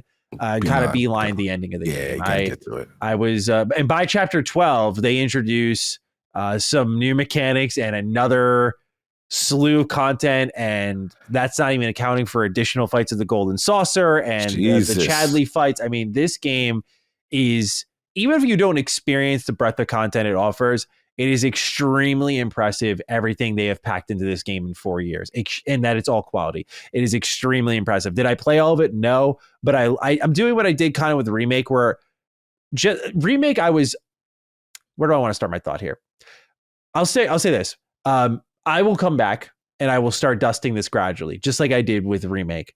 What's cool is once you beat the game, you can go into chapter select and you can experience all of this. Nice. So yeah, you don't have to worry about cleaning it all up before you're done. So that makes it easier. But Remake, when I walked away, I loved Remake. I called it a masterpiece. But I also remember as time went on, I soured. I got a little, Tetsuya Nomura doing his thing. Here we go. But I felt I got away from what made that game so special. And there were a lot of moments when I was playing Rebirth, I want to be like, oh, too much content. But all the side quests that I played are amazing and character driven. It's just I don't want to engage with all of it at once. Right. And oh my God, these dungeons are gimmicky. But I'm like, who else is doing this? And I'm not trying to justify their decisions because some of them are weird and strange and unneeded. It'd probably make things way more complicated than they had to be. But I think they did something really unique with this game. And it's incredibly, even if you think this game is shit, I think you can at least admire how much they accomplished in such a short span of time in today's day and age where all you hear is about how horrible AAA development is. So kudos to Square Enix. I think they put together a real banger here. This is my top 5 for sure. Number 1 is still either Tekken or Kuro. So that's not changed. Damn. I don't know how, I feel it's going to be really tough to bump Tekken. I think is my front runner. I think it's gonna be a pretty tough one because sort of MPD that did kind of well. I was surprised. Tekken which did number 3. And MPD the following month. Yeah. Oh, Tekken. It was for number 2 on its first, and then number 3. I'm like, it's special game, man. It deserves it. Game. Mm-hmm. So I decided to finally go for it, Cog. All right, let's do it. Tekken 8 story was also finished Sunday. I got home, had Dragon's Dogma 2 in hand. And I did this weird choice where I was like, you know what? I could start this now, but I kind of like, because once I finished Rebirth, I had a few hours on Saturday and I started Tekken 8 story and then I finished it Sunday. I was like, yeah, let me just wrap this up. So I banged out 2 stories this weekend, which is pretty good. So Tekken 8 story is about like 4 hours long. And I'm really excited to talk about this with you, Kyle, because let's go. Let's get it. I feel, now I'm not going to act like the history expert, right? Like my journey with Tekken began with 6, but based on the recap videos I saw and what I understood, I thought this story was really good. And I thought it built off of Tekken 3 and 6 in particular. I feel there were no real connections to either game, just with with Jin's actions in Tekken 6 and his kind of rise to power to try to bring out, I'm going to butcher the name, like Azazel. Azazel, yes, you got it. I feel like they touched those 2 games the most story-wise, and it made it way more intriguing to me. I got to say, bro, I'm just going to tell you all, Operation Rebellion? Yo. Oh my God, bro. The Tekken 6 vibes were so real, but also what a fucking dope part. I love that. That was a fun story because I will say, if I had any critique, NetherRealm spoiled me a little bit on the character rotation part.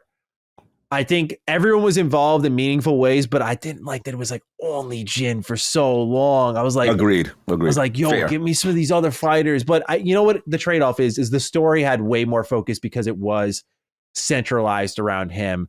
The ending tease, bro. Oh my God. Yeah, man, this was great. Like, I'm not going to try to oversell it to people like, yo, this story is going to change your life, but the production value is insane. The cutscenes are impressive. I think the way they pulled threads from old games made it a way better story in Tekken 7, that's for sure. And I think with the shout out to them with the recap videos, I think I wouldn't have made those Tekken 3 connections without everything that they had presented in game. So I don't think you need to play the old games to understand all of it, but you do connect deeper. Like for me, as someone who loves Tekken 6, I was like, oh my God, like look at them showing these. They were showing cutscenes from Tekken 6, bro. I love that they did that. That was so cool to me. But yeah, it's like playing a 4-hour movie. Like that's really what it is. And it made me appreciate the game's complete package because you had this technical depth of fighting game that I've already spent like 80 hours in. And then I'm like, they made a movie too? Are you kidding me? A movie on top of it? Straight up that just has some really insane moments and just rounds out an already phenomenal package. So yeah, I really loved Tekken 8's story from an entertainment standpoint. Reina, face of the franchise moving forward. She's got to be, bro. She is so sick in this story. I just want to practice. Yeah. She's so devious. I'm like, I know you're up to something. Get away from me, man. I know you're up to something. Yeah, she's awesome. My man Claudio. Yeah. He had some moments. There's some moments. He's a hero of this story. There's some moments for sure. Yeah. Don't do it. Don't do it. That's all I'm saying. I know what you mean. Don't do it. I will say this without spoiling. They get to a part of what I call like anime wildness that was so crazy. And there's a thing that happens in the backdrop of where you're fighting and what's happening all around you and where you're doing it.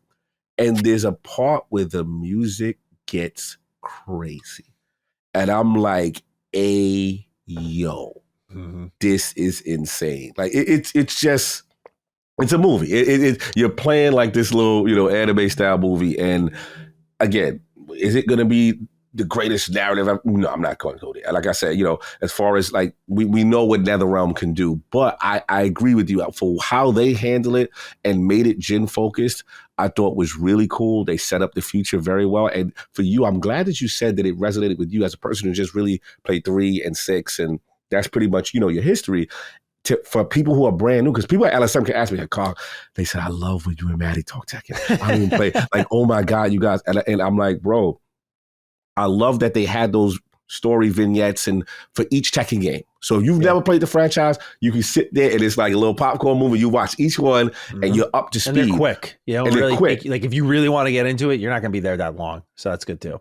The thing what they did for the hardcore, for us that's been there from day one, musical choices, sound beats from older games, very deep cuts. Yeah. Where you go, okay. Things mysteries that we always wanted to know in reference to Devil and other things, you know what I'm saying? But bro, like there's a couple of moments that people go, yo, they did that. So just so you know, the hardcore appreciate it on a deeper level as well, because it would be like, how people would tell me, Kyle, you should have played the Yakuza series from the very beginning. There's even more deep, because it's that like Harada did the fan service for every single moment. And you go, okay. And then I thought, because some people thought there was potential to jump the shark. And I thought they grounded themselves very well. And I'll just leave it at that. You know what I'm saying? With certain conflicts, I thought was really cool. There was I also want to compliment I don't want to spoil anything, but the final sequence with Jin, there's some things that happen fighting wise where I was like, that is a cut there. That is really smart. And I mean, you want to talk about them making it feel like an epic battle. They nailed it, dude. That was so good. Like I've never had a fighting game make me feel like, wait, that's not the final fight. Like that is what they did with this. I mean, they pulled off something special with this game. It's really incredible. Like they don't come around with Tekken often, but when they do, if it delivers like this, it's worth the wait. For me, like I said, last point, I knew it was hit because, I shot out the Rand, he doesn't play fighting games like that. He picked it up and he said, Carl, you're Tekken, bro. Yeah. He was like, this is amazing. He was like, I finished that story. I'm like, listen to Rand out though. Doesn't he play these fighting games like that? Tell me, like, yo, your game is that was all I needed to know. And I was like, yeah, they did that. And you unlock a couple of character episodes afterwards. So that's kind of next as I chip away at the platinum. I did it. Yes. I did all the story related ones. I got some of them while playing. I had to go back and there's multiple endings in this game, by the way. Yeah. Oh, yes. Yes. Good call out. You can check those out. It's interesting how you trigger them, I will say, but yeah, it's just really I love how much there is to this game. You know, it's something I've complained about with so many fighting games, and I love that. Like, it wasn't just fighting game story done. It's like, I got this, I got arcade. I still haven't beat Arcade Quest. I got it easy, probably with the way I play this game.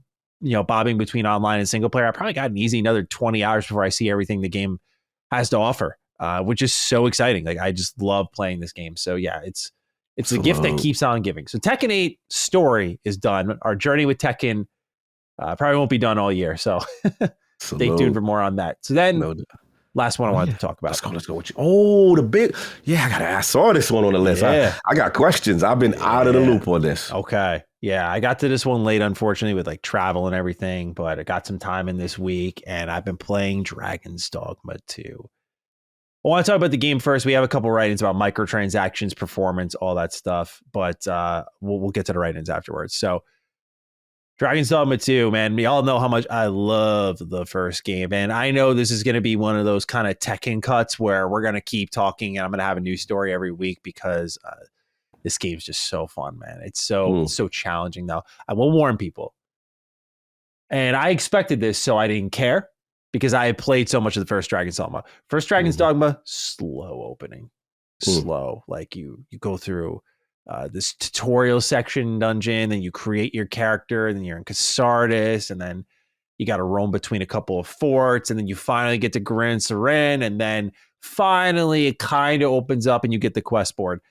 Pretty much same beats here in that terms of pacing. Like, you really don't get it let off the leash until you get to Vermund, I believe is the name of the main town you start off in. Once you get there, that's where it's like, leash off. All right, here we go. I'm going out there. And man, right away, the game shows its strengths. Like, I go out and I'm attacked by this. It's turning night. And the game teaches you very quickly, when we're not built like others, you venture out in the night, you're going to find out real quick what awaits you. I'm getting coming out of the trees, these big goblins that have like moss on them and they're armored are hopping out of trees at my group. I'm like, what the hell's going on here? So I take them out real quick. The only light I got is the flames on my blade and my little lantern on my pocket.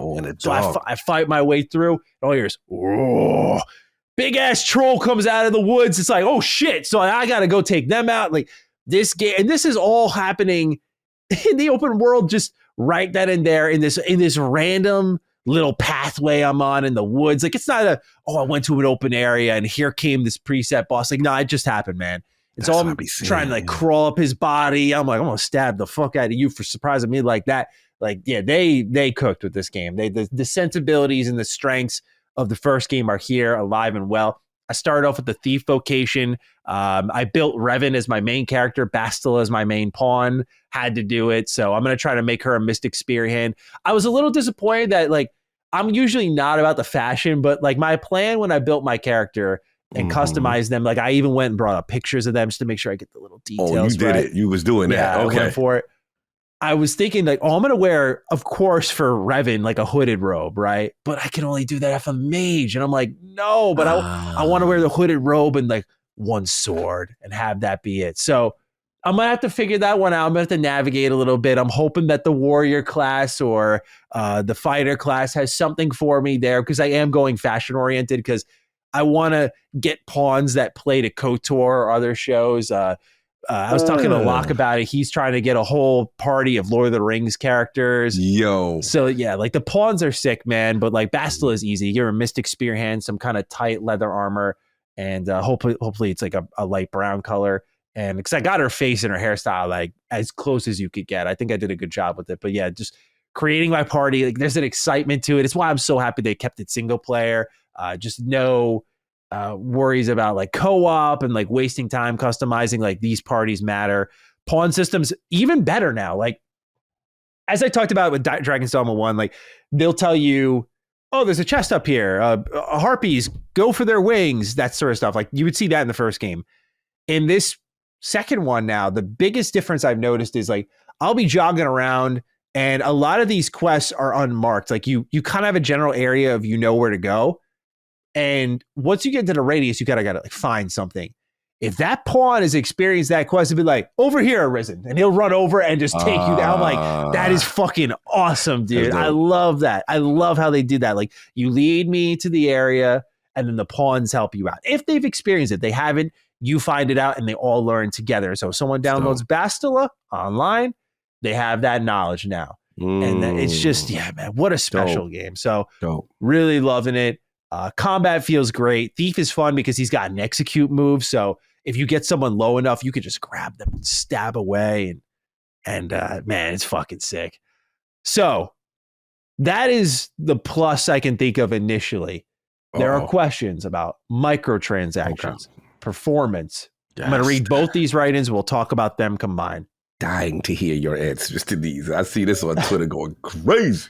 James Hill writes, hey, Ultra Ego Maddie and Ultra Instinct Cog. My concern about Dragon's Dogma 2 isn't the microtransactions preying on TikTok brain schmucks. It's the performance and fidelity. As a primary Switch guy, I shouldn't be complaining about how games look and run, but Dragon's Dogma 2 is pretty brutal on the little man. I've had more FPS drops and boy, this is ugly moments in my first 10 hours than I've had in 300 in Pokemon Violet. With that said, Dragon's Dogma 2 made me squeal like a little schoolgirl when me and the boys started air juggling goblins. Why does it seem more games have glaring performance issues this console gen? Meanwhile, David writes in, Yo Dukes, why do people care so much about Dragon's Dogma 2's microtransactions? Sure, it can be frustrating that you can't just fast travel anywhere or change how you look, but at least for the former, it's definitely more of a game design choice that if you want to ignore, you have to consider if the convenience is worth the cost. I mainly don't get why people care about this stuff in single player titles, so please enlighten me. Okay. Well, I'll start off with performance because I think that's the more tangible issue with the game. I've been playing on PlayStation 5 because that's where it was available when I went to Best Buy to pick it up. And so far, so good. There are moments at 60, but I haven't had severe dips, like at all. It's been good. I'm not saying that it's not going to be bad at some point, but I haven't had any moments where I went, oh shit, like this ran horribly or that boss fight got chaotic fast. It's ran fine. I really don't have any thoughts on it other than I hope they fix the PC side of things because I was going to get it on PC and then I saw how poorly optimized it was and I decided to just go get it on console because at least there's more of a higher chance of success there. And I'm glad I made that choice. I do think it's unacceptable how AAA games are launching because this is an optimization problem. This is a talent problem in this sense because RE Engine has proven to be a phenomenal engine time in and time out, no matter the game type. So this is something that, same one? Yeah, this is using RE Engine as well. Sorry. Thank you for asking. And so this to me screams like they didn't have enough time. They needed more because this didn't even launch on consoles with like visual presets, like quality mode, frame rate mode. They're introducing a frame rate cap mode. So you can cap it at 30, but it's not optimized for that. So it could still fall below 30. It's not fixed at 30. It could still fall below it, but it won't go above it. So at least you get more stability, so to say. But they haven't worked on actual frame rate fixes. That's probably because the game needed another month or so. And that's weird for Capcom to do because they've been on such a high. So yeah, the PC port could definitely be better. My experience on console has been solid so far. I don't really have any complaints. I love the sense of danger in this world and discoverability. The pawn system's awesome. Like it's a ton of fun to play where even if I had performance issues, I don't think it would ruin my time at all, frankly, but I am sympathetic to those having those issues. And I think Capcom needs to get on it because they have been sort of the shining star for AAA releases in this industry. And I want them to continue that role. As for microtransactions, it's a really interesting one, man, because Capcom, I get it. Like you have this $70 hardcore game. The design is intentionally inconvenient. Let's start off with that. Like Dragon's Dogma 2, I mentioned challenge earlier. Like there's no just, oh, open my map and fast travel. Like that stuff you set up with like the warp crystals and everything and the port stone or fairy stones and port crystals. You know, you have to manually set this up and you have to be thoughtful about where you're going to fast travel, when you're going to fast travel. Is the convenience worth it, or should you just make the hike back? When should I camp? When shouldn't I camp? How much camping equipment should I keep with me before it starts to impact my movement? Like all these choices for some are going to be Breath of the Wild, Tears of the Kingdom level. Like, oh my God, just let me play the game. But at least for someone like me, overly familiar with that stuff, or people who really appreciate that sort of like tinkering and thoughtfulness, your microtransactions completely undermine that. What I've found really strange is that a lot of people went after Capcom, and this has been a thing for years. And I have a theory as to why people went after Capcom for this. Let's go. For starters, Ubisoft really introduced this first, unsurprisingly. Time savers is what they called it with Assassin's Creed Origins. Yes, they introduced the time saver packs, XP, to get you past the level gates. The problem with this was I think Ubisoft had level gated their content and then introduced ways to pay around it to actually be able to bum rush your story, which you really couldn't do, especially in Assassin's Creed Odyssey. Then Ubisoft took it a step further, and they weren't the only ones. Activision did this after I reviewed one of the campaigns. They added microtransactions after launch. Assassin's Creed, they did it with Valhalla. They did it after the launch, I think in December, so a month later.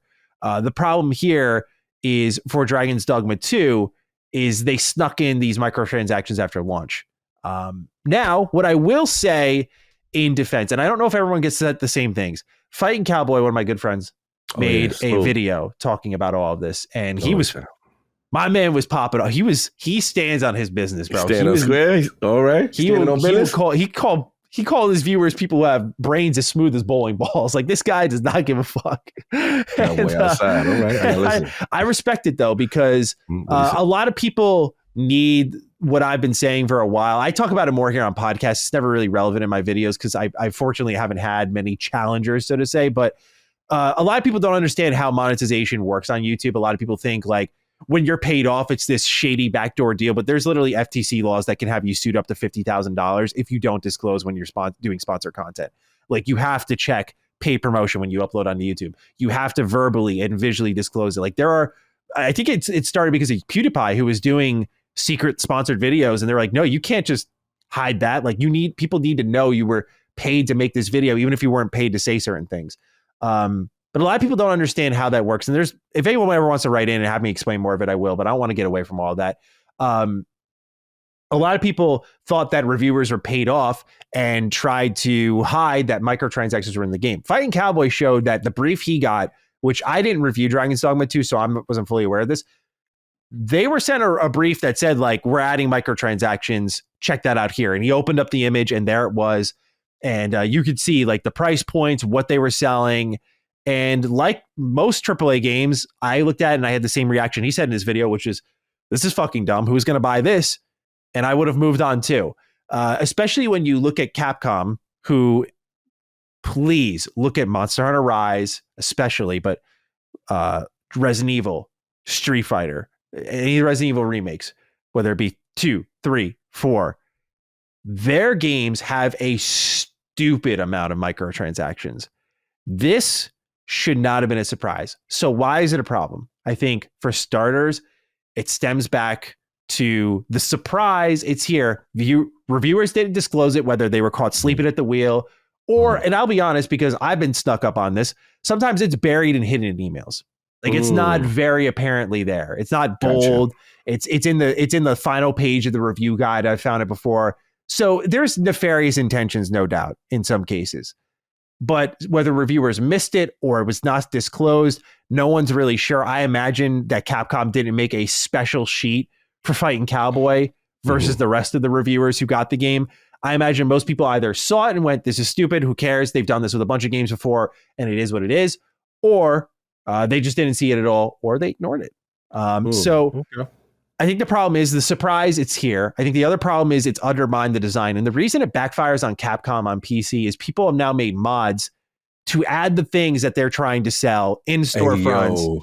And they've kept the economy and stuff. But now what's happening is this sort of spiraling where because they introduce these poorly thought out microtransactions. Like there's a way you could monetize Dragon's Dogma and make sense of it.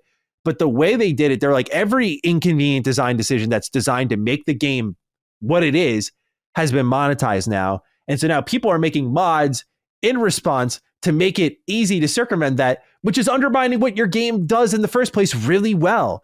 And so I personally will say to people that when it comes to microtransactions in Dragon's Dogma 2, you won't even notice they're a fucking thing when you're playing the game. Like I've not been short on resources, gone like, oh, shucks, should have had this thing. Do I think it's dumb? Absolutely. Especially the things they've chosen to monetize. Just, I guess, again, I'm big on cosmetic DLC. I think they could have got away with that. I think they could have got away with certain ones like the camping set. But dude, I'm like an hour into the game and I got a big camping set. Rift crystals being sold, dumb as shit. You get Fighting Cowboy was 20 hours in his playthrough and he had like 50,000. They sell you like 2,500 a batch. But you get them for completing anything in the game. Like there was no reason to engage with it. So what I said in my video, and I think it rings true here. Let's go. Why does it exist? It's not for anyone listening to this show. It's not for anyone who ever watched a video game video. It is not for you. It's not a matter of justification. It's not here to tell you like, yo, deal with it. Suck it up, loser. Go support Capcom. I'm not saying that. I'm saying it's not for you. It's literally for the person who wrote in and said this. James Hill, the TikTok brain schmucks. It's for the people who don't have patience for this stuff. It's for the people who buy a game. And I remember when we were running Ham Radio Podcast, we got a ton of write-ins through our Patreon Discord that we would read on the show of people saying like, oh, I love that Ubisoft added time savers. I work a full-time job. I don't have time to go do the side shit. I would happily pay my way around it. To me, I say rebalance your game and figure a way around it. But in the case of Dragon's Dogma 2, there's a difference between balance and numbers and XP payouts and items that circumvent your design. So I don't think the monetization is particularly good. I also don't think it's particularly surprising. But do know that it is not for you, the hardcore gamer who's going to play this game and watch this podcast or listen to this podcast and you're in that deeper cut. You're not going to touch this with a 10-foot pole. It's for the person who doesn't know any better. And that does inherently make it a bit predatory because there are going to be people who go like, fuck man, I don't want to work to get those wake stones. I want to revive now. That's the one problem I have. All right, let's go. Some of their choices that they made are questionable. Dragon's Dogma 1, let's say I die, I go down, my health bar is empty. In the first game, your companions can pick you up. They can revive you and you can continue the fight, although your health bar has been reduced. Right. Dragon's Dogma 2, you go down, it's a wake stone. If you don't got those, you're dead.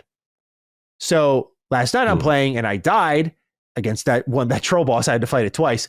I died and your boy was out of wake stones and it sent me back and it was fine. Like the saving in this game's fine. So I wasn't having any issues, but I thought to myself, oh, I get it now. You removed a really good part of the first game.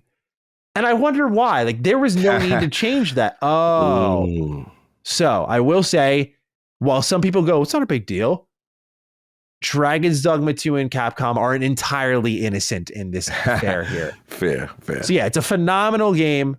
It's a little bit messy on the microtransactions front. I think it lacked a lot of thought on what they could monetize.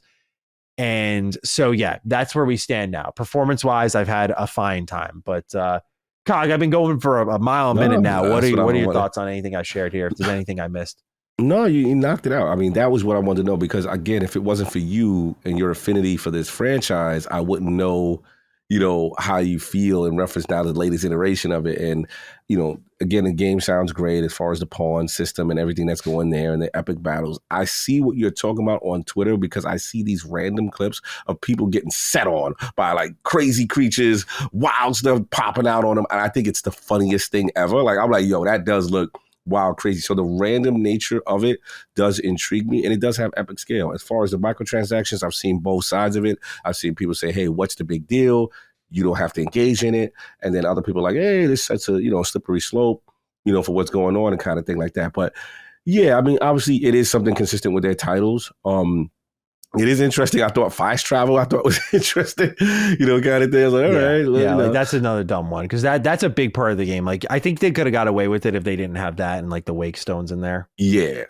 So yeah, I get it. But I was just curious. I was like, I wonder how Maddie feels about that. Yeah. I don't think it's the end of the world. Like, I wouldn't tell people, don't go support this game. Like, it's still great. I want to put more time into it before I'm like, yeah, go support it. I'm not going to, get that fanboyish over a sequel that I never thought would exist. But right now, I noticed the Wakestone things, but I haven't really felt any moment of like, oh man, I really got duped with this one here. But it's looking more and more like a pretty safe wait for a sale. Not from quality, like I love it, but from like the patching, the microtransactions. That like I just feel at the get go, like if I'm into this as like an enthusiast, but also as like a reviewer and a podcaster. So I want to be talking about this. I want to be involved in that conversation. But if you're not in that, there's no rush. Like there's no need. Like just let them fix things up for a little bit. Did they at least say, hey, we're aware of it, we're going to address, or we're still with this uncapped frame rate? Yeah, so I should have mentioned this in the microtransactions. You can get all these items in game if it was not already inferred. I say that because their response was like, hey, we're working on crashes and stability. They added New Game Plus. They added those frame rate limits I talked about on console. They added some bug fixes. They're working on other frame rate fixes. But when it came to monetization, they're like, they didn't really, I don't want to say they actually directly addressed it. It was kind of like a to the side, like this list of items, all of these you can get in the game. And so I'll actually read it real quick. Hold on. Because it's actually really, really funny. Capcom, I'll type in Capcom Dragon's Dogma 2 MTX response. And let's see if I can find it here. Push Square reported on it.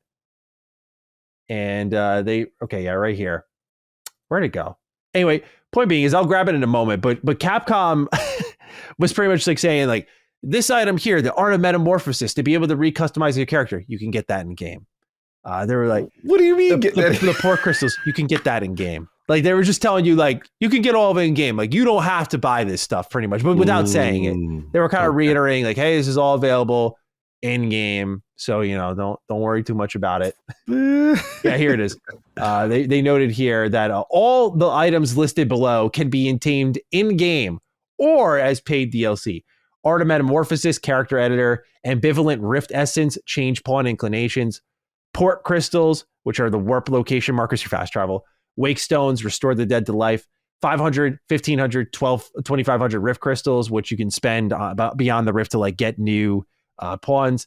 The makeshift jail keys, the harpy snare smoke beacons, which is a harpy lure item. They're like, all this is available in game, so don't worry about it. Pretty much, it's like it was like inferred. It wasn't directly said. They were just like reminding you. By the way, this is in game or as paid DLC. So right. I guess you. That was their response.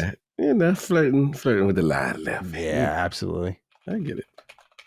All right, that's what we're playing this week. But what we're not playing is Elder Scrolls 6. Yeah. Jose Vera's got the write-in before we get into the rest of the news for the show. Dukes of Last Stand. But the news from Bethesda on Elder Scrolls 6 in a commemorative post about Elder Scrolls. How exciting is it that they mentioned playable areas in game development for Elder Scrolls 6? Am I too naive on game development in taking this as great progress? Maybe, just maybe, Elder Scrolls 6 is not a decade away. Love the podcast and all the hard work both you do in gaming news /vids. Have a I got blackout drunk with a Daedric Prince kind of day. Jose, thank you for writing in. Cog. Yo. Your thoughts on Elder Scrolls 6 being playable? I can't lie. That's not like you, but none of this excites you the least until I see something. We've been here before. Listen, you make amazing games. We love you, but we know they take a long time. And, I just got to be realistic with my expectation of probably not getting one this generation, or at very least the tail end of it. So that's just where I'm at. Like I've ever since they gave us that concept art, when would they announce that way back? That, hey, we're doing it, guys. We're doing it. And then the only other major thing we got was a New Year's post where they pretty much confirmed that Elder Scrolls 6 would be, not even pretty much, they did confirm Elder Scrolls 6 will be set in Hammerfell. Otherwise, nothing really. Yeah, so, this scaling game, and then conjunction with the other thing I'm thinking about is that there's a part of me that's like, well, why, if the rumors are to be true that there will be a next generation Xbox in potentially 2026 or whatever, when do you want to start developing or start, not that you got to stop development, but also work in conjunction with what potential new hardware could be. Yeah. So, look, yes, they still got to, that doesn't mean they don't have to port to the older systems, but I'm just got to be realistic. The way they've been moving with Fallout, the way they've been moving with their big franchise, they're a very meticulous company. I'll just say that. He said awful. I'll use meticulous. You go off. I will go meticulous. I just say it's awful because it's like, I mean, I'm not going to say anything that hasn't been said before. Like Elder Scrolls 6, this kind of weight. I know Todd's like, oh, we wish it wasn't like that. There are answers, brother. Remasters, remakes, outsourcing spinoffs. Like there's 3 right there for you. And I'm sure there's others if I put my head to it. Like there are ways to go about it.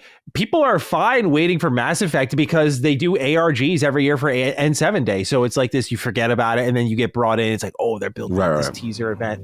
So, man, like I feel like when people get excited for Elder Scrolls 6 because it's playable, I'm like, well, they announced it in 2018.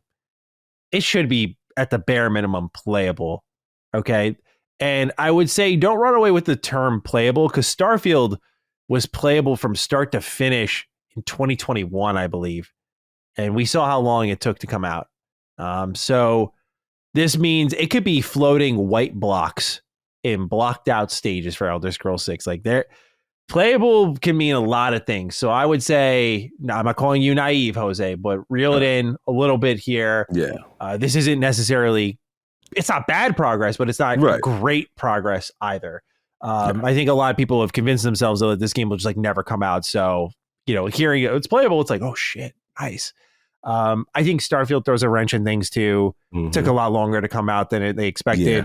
I think the blowback was so strong that they would probably actually want to spend a little more time fixing this thing up, adding content to it before moving on to the next thing. I feel like there's a developer's pride attached to that one there. And so maybe they'll do something there. But yeah, no real teases for the 30th anniversary was kind of strange. Like not even suggesting like an Oblivion remake's on the way or remasters on the way. I found that a little bit strange, but yeah, Elder Scrolls 6 is playable. And I still think we're going to get it within the decade here, I would say, by like 2030, I would hope. But we'll see in due time. Just, the way they got to figure something out. Just Starfield, Fallout, Elder Scrolls, like find another set of hands, please. Jez Corden has claimed that Xbox is prototyping a handheld in a report on Windows Central Gaming. But if that really wasn't enough, even though Jez Corden's claims can be ironclad, how about the words of Phil Spencer, where he recently did an interview with Polygon, and he said that he can't stop thinking about an Xbox handheld. He says, I want my Lenovo Legion Go to feel like an Xbox, Spencer told Polygon in an interview during an annual Game Developers Conference. I brought the Legion Go with me to GDC. I'm on the airplane. I have this list of everything that makes it feel like an Xbox. Forget about the brand, more like, are all my games there? Do all my games show up with the save files that I want? I'll tell you one game that doesn't right now. It's driving me crazy is fucking shit. Fallout 76. It doesn't have cross save. I want to be able to boot into the Xbox app in a full screen, but in a compact mode. And all of my social experience is there. I want it to feel like the dash of my Xbox when I turn on the television, except I want it on those devices. According to Spencer, the Xbox hardware team led by Roanne Sones is considering different hardware form factors and things that they could go do as it plans future Xbox hardware. What should we build that will find new players, Spencer said, that will allow people to play at times when they couldn't go play in the past. All right, Cog. So he's laying it out pretty clear, I think, that, by the way, I saw a lot of people not giving you credit for your mid-show. You won't claim it as a scoop, but I mean, you were pretty on the fucking money there. And I guess, and not even a week later, we get the report from Jez and Phil saying, oh man, I can't stop thinking about her, man. She's just on my mind all the time. So let's just go back to square one, right? Yes, sir. Xbox handheld. He uses the Lenovo Legion Go as a template here. Have you utilized this handheld before? I have not. That Neither I have believe I. Damn it. Soft picked it up, and that's the one I believe that has like the Switch like Joy-Con attachments, I believe, Yeah. and I believe still using the Z1 Extreme chip. That the Asus ROG Ally, very good. I believe R883. So the innards are good. But yeah. I mean, a lot of people, rave about it. And I get, is your question in references to the hardware specifically, or I didn't want to keep No, talking? you can go wherever you want from Yeah. there. I'm just curious if Mhm. if any of us have had hands-on interaction with the thing that he was referencing here, which we haven't. So No, I have not. But I've heard good things about it. And look, it's what we're saying. And he made some other statements in reference to, new players, right? Mhm. And we have to admit this is something that keeps coming up. When we went to again the partner meeting, some of the reasoning behind the decision that is very controversial, right? A lot of people are like, yo, we're not feeling this. Why are we doing this?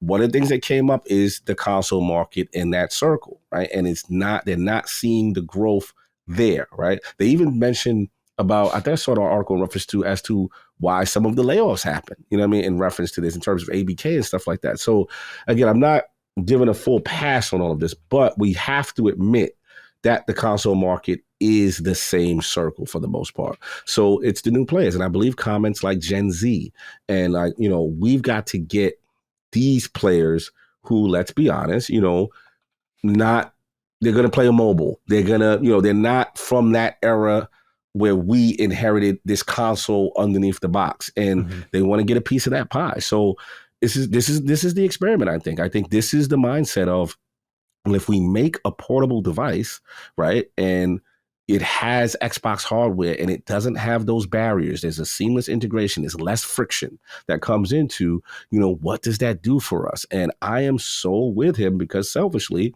in terms of, playing these handhelds, I want what Maddie's always wanted, that seamless Xbox handheld experience, the same thing that I have on my console in a compact form factor, right? Now, if you want to give me back end Steam and back end all these other, operating systems or storefronts, sure, great. I ain't gonna say no to that, right? But at the core level, I want that native experience, and this is what he's talking about. So I think there is something here. I think this is part of that shift, part of that direction change, and I'm dying to know, how they implement it. And listen, he's already said they're experimenting. What's home? Rowan Sonez, the lead. They're considering hardware form factors and things they could do. And he's literally, Maddie, checklisting all the things he doesn't like while he's playing the Lenovo and the Ally. You mean to tell me it's just no playing and playing? Like you just random, and then you're so bullish about telling us about this. Yeah, they clearly sound like they're in a research stage. I know we were talking last week about this hardware that was coming out in South Korea, at least. Yeah, the SDK. And it was the new development kit. So does this, if he's talking about, oh man, I can't stop thinking about it, here's what I would do, is this a tease that's very coy, or are they working on, are they just starting work on this now? Or how do you receive what he's saying here versus the news we had last week? I gotta take it like they've got something going. I have to take it like, I have to take Sarah Barnes' comments seriously. Like, hey, we are still fully committed to hardware. We can't wait to tell you about the next thing we're doing. It's so exciting. And there's a part of me that feels this is the initial baby step in this current generation to get people warmed up to the idea of an Xbox handheld. Right? What does that do? And I'm very curious about that market. I'm very curious if that allows them to penetrate areas where they wouldn't be able to. And of course, I'm very biased here, so I'm trying to be reasonable because I am the guy that's like, yo, this is what I'm talking about. Yeah. This is a goal. But I got to be fair, in a sense that obviously Switch is a player in the space. We know that. I got to be fair in the sense that as great as the Steam Deck is, I don't know if they're like a 10 million, 15 million kind of console seller, right? Also, what does that do in those regions where Xbox doesn't do well, like whether it be Europe or Japan and stuff like that? Does that help, translate? I will say PC gaming, we know, is starting to break in these regions, and maybe it does behoove them to have that also, that functionality. So, yeah, that's the thing here. It's uncharted territory, but I also got to I stand corrected. I didn't think they would go this route, man. I thought that they would not do it. You know, they don't want to create another barrier for developer. But the more I thought about it, the more these comments keep coming out. To me, as much as people complain about the Series S is literally the form factor for it. It literally is. And now with newer chipsets, newer RDNA, cheaper pricing, you can make a Series S kind of handheld in the form factor and have those, you know, that power distribution and that GPU and that memory and that battery balance, because that's the key. You want to get into that, you know, hopefully 3 to 4 hour battery range or whatever, that you're able to play these powerful experiences on the go. I don't know if they're going to allow us to dock it. Maybe that's later iteration, you know what I'm saying, kind of thing. But I think it does set a precedent for get them familiar now, because this is where our long tail is potentially in 2026 with a dockable version that's more powerful. You know what I mean? Like, I think the seeds, they're talking about this too much, bro. Yeah. Especially with the PlayStation Portal selling out, which was considered widely like, oh, this is the inferior one. I like my PlayStation Portal. I do. I mean, it's got its limited range of uses, but the screen is beautiful. The controllers feel great. And so whether it's a streamable device that's more of a companion than an actual platform, it's the trick though is that they have this new development kit, right? And it's like, you don't do a development kit for a streaming device. Like you don't. It's got to be a new thing, right? It's got to be. So especially with that key piece of like, well, you can't, if you already have like the Xbox Series X, like a new digital only, like that's not going to change what the development kit is, right? You're still making for the Series X. So whatever it is, it's new and it's got to be coming soon. If the release range of development kit to, you know, the actual console itself with the Series X was anything to go by, where it was like a 5-month gap. So something's got to be on the way. And actually, one thing that Phil said here was really interesting. It's a little bit different from the hardware point of view, but he actually said right here it is. The things that usually frustrate me are more Windows-based than device-based. And so I wonder if this means that they don't want to go like ROG Ally. Like it seems like and I got to give you credit again. You said with the ROG Ally partnership, it was studying. And what device is getting undercut because of its Windows built in? And it's the ROG Ally.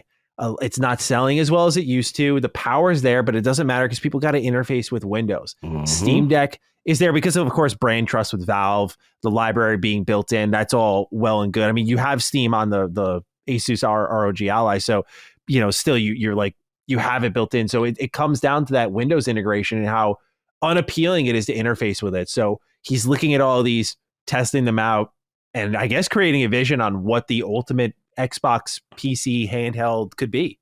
And here's the key too that we have to think about, just like we talked about why we are potentially excited about a 2026 next generation version of an Xbox coming out. In the same vein, let's be clear, Sony's brand power would be crazy if they truly announced like a Vita right now, the true successor that's native, right? If they entered the space first, man, it would be an uphill battle.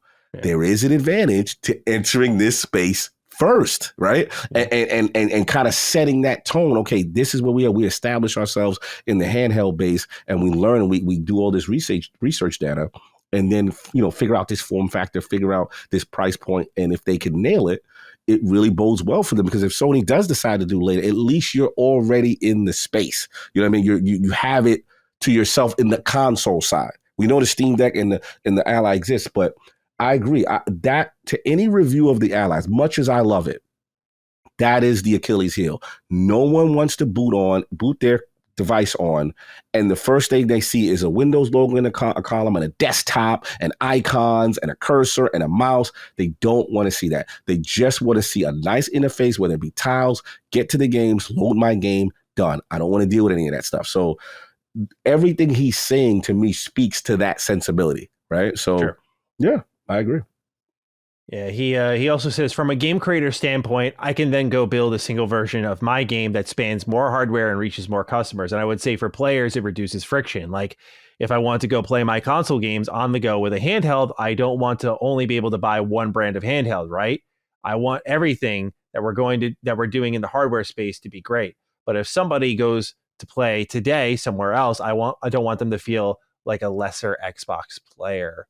Which to me, I take away from that, like this goes back to the storefront conversation we had earlier with like Epic and HIO and maybe Steam, where you bring those in, and that is reducing the friction and leading to more sales and making gaming a lot more money in the scheme of things with your device. And that pushes it, right? Like, I think of the most successful handhelds, and it was the ability to, well, first and foremost, crack them. that was one of them. Two, Yes. emulation. That was another big one. But three was definitely, nowadays, especially with the PC handheld race right now, is that ability to access multiple libraries. And so if Xbox has they have the golden ticket right now. Like, PlayStation went, they're going to go again. Apparently, the report from Tom Henderson is that they are working on their own handheld, which I cannot wait for. I thought they were done after the Vita, but I also, Colin always convinced me. He said they're crazy enough to do it again. I was like, okay, I'm gonna hold on to that. So I hope he's right. But Xbox was the dream, right? Because it was like I feel like they could fuck it up, but I also feel like if they do it right, it could be a mean handheld. It could be the handheld. So we'll see. But the claims are there. The word of COG is there. And we have Phil Spencer, who just can't stop thinking about it. And to your point, to add on, one thing, let's give Vita some love, right? One thing that the Vita really did well, that I'm still to this day furious with the Nintendo Switch, is I remember having like basic party chat overlaying between different games.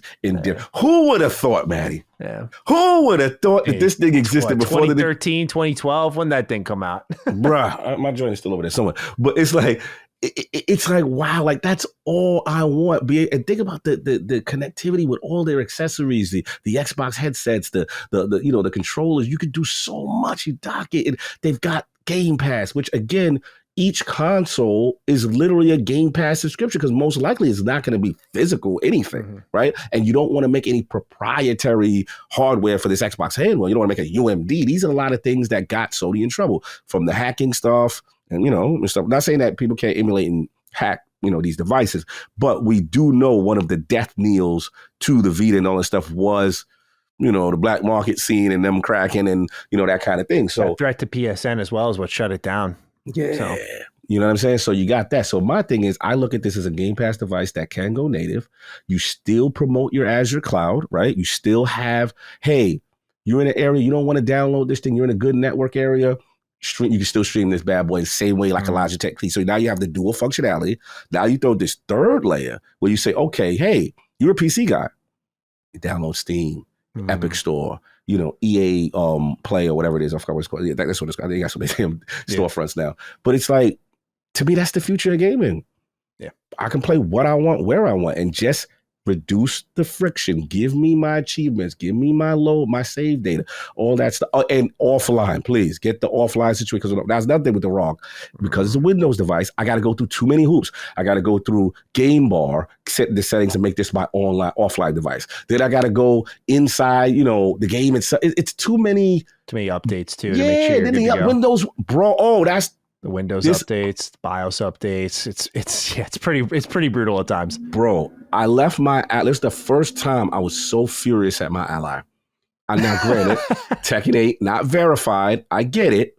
When it bought it at launch, oh my God, beautiful. I'm running 120 hertz. Battery life probably like an hour, but I didn't care. I'm a plug in. I'm good, right, bro? I'm getting ready for the trip to Boston. I'm getting everything. You test your games that one last time just to make sure everything is updated and everything ready to go. And then from there, bro, the whole game was a choppy mess. I'm like, what is going wrong? I'm tweaking. I'm bringing the resolution down to 720. I'm doing all these things. I can't figure it out. Come to find out, Windows update. Bro, console gamers don't want to deal with that. Yeah. Like, I'm sorry, PC Master Race guys. This is why console still has its value. People want to hit the button, it powers on, and it works. Yeah, well said. And we have a write in here from Ben Stewart. It says, "Good day, Dizzy Man, Maddie, Beefcake Cog. First time writing into the Dukes, and I must say you boys have had a fine year so far. Thank you. Much love. The news of an Xbox handheld has left me in a dilemma I was certain I wasn't going to be in. For context, I recently got back into gaming after missing the 8th generation due to life getting in the way. The main contribution to my redemption was the Switch and how that style of gaming suited me perfectly. So my dilemma. Due to some Xbox games going third party, I was pretty nailed on when the Pro consoles were announced. I was putting my money on PlayStation. but I cannot hide from the fact that an Xbox handheld would suit me perfectly. Xbox have built such a good foundation to create a device to be played on the go. I think it will draw me and many others to the platform. What are the Dukes thinks? I don't want a Steam Deck because I'm scared of PC gaming kind of day. Ben, you don't have to be afraid of it. Like, I'm a PC gaming intermediate, I would say, level knowledge. And trust me, it's super intuitive on the Steam Deck. But this is what we were talking about, Cog. Like, this is a way that they can get more people into the ecosystem. Xbox seems to be clearly aware of that. Like, this is a good way to get more people involved. But any thoughts on what Ben had to say here, that, you know, he comes back in for the handheld. Now he's hearing about the pro consoles, about to make the console dive. And then here comes Phil Spencer with his wish listing. Hey, you know, we got to be real, right? You know, I think that what it is, the hardcore, there are going to be some guys that just no matter what handheld is made, they're never going to be a handheld. They just want the traditional experience underneath their TV. I get it. But when you talk about trying to get new players, right? This could be the avenue. And Ben is talking about, hey, I ain't gonna front. This is something that interests me based on my lifestyle. And I think that's what they're heading toward. They want new players that wouldn't necessarily look at the Xbox console or the ecosystem and, okay, you know what? If you give it to me like this, maybe. So we'll see. All right. Well, that's what's going on with the handheld. We'll continue to cover this saga as it develops. As for what I think will be our headline for this week's episode, we talk about Xbox struggling in Europe. We talk about Xbox potentially being abandoned by developers. There's two sides to this story, right? There's the report and the, if it's true, what this means. Let's talk about it. There's also, before I even get into the nature of this, I don't rush to defend Xbox ever, although people will assume I do anyway, because we're here hosting the show. But I'd like to say I don't rush to defend them ever. I don't feel inclined to do so. They make their own bed, they lie in it. This company gets snowballed more than any other one on this planet for shit that they never said, possibly emanating from a single person, if not maybe two people. And I want to just talk about that as well, because I'm curious, Cog, if you agree, if you align with those thoughts, or if you have more to say on it. So Christopher Dring had said that he heard at Game Developers Conference this week from a major company who released a big game last year that they're not even sure why they bother supporting Xbox, since the majority of their sales are on PlayStation 5 and PC. He had also heard that Xbox is putting less of a focus on Game Pass, with some publishers reportedly questioning their support for Xbox consoles amid the flatlining sales in Europe, and claiming that Microsoft is planning to bring the majority of Xbox games to PS5 at some point, which I think the latter part of that is less of a report and more of a known fact. But Cog, what do you make of this report here? Because we have a write-in from Captain Hero, and then I'll kick it to you, that I think is speaking to the state of the ecosystem and where things are at and what Xbox could do to climb out of constantly getting pigeonholed by whispers in the industry. Captain Hero writes, "Hello, Dukes. Xbox community seems very flat right now. I'm looking at you, Xbox Business Update. And Xbox in terminal decline FUD continues to grow in volume. Looking at you, Pony Lord Chris Dring, and your anecdotal 2 developer nugget that everyone is treating like it's a critical, massive developer opinion." Yo, Captain Hero is outside. Yeah, he's not afraid. He's not afraid. We let our audience speak their minds here. Apologies, Christopher Dring. You're going to have to live with this one.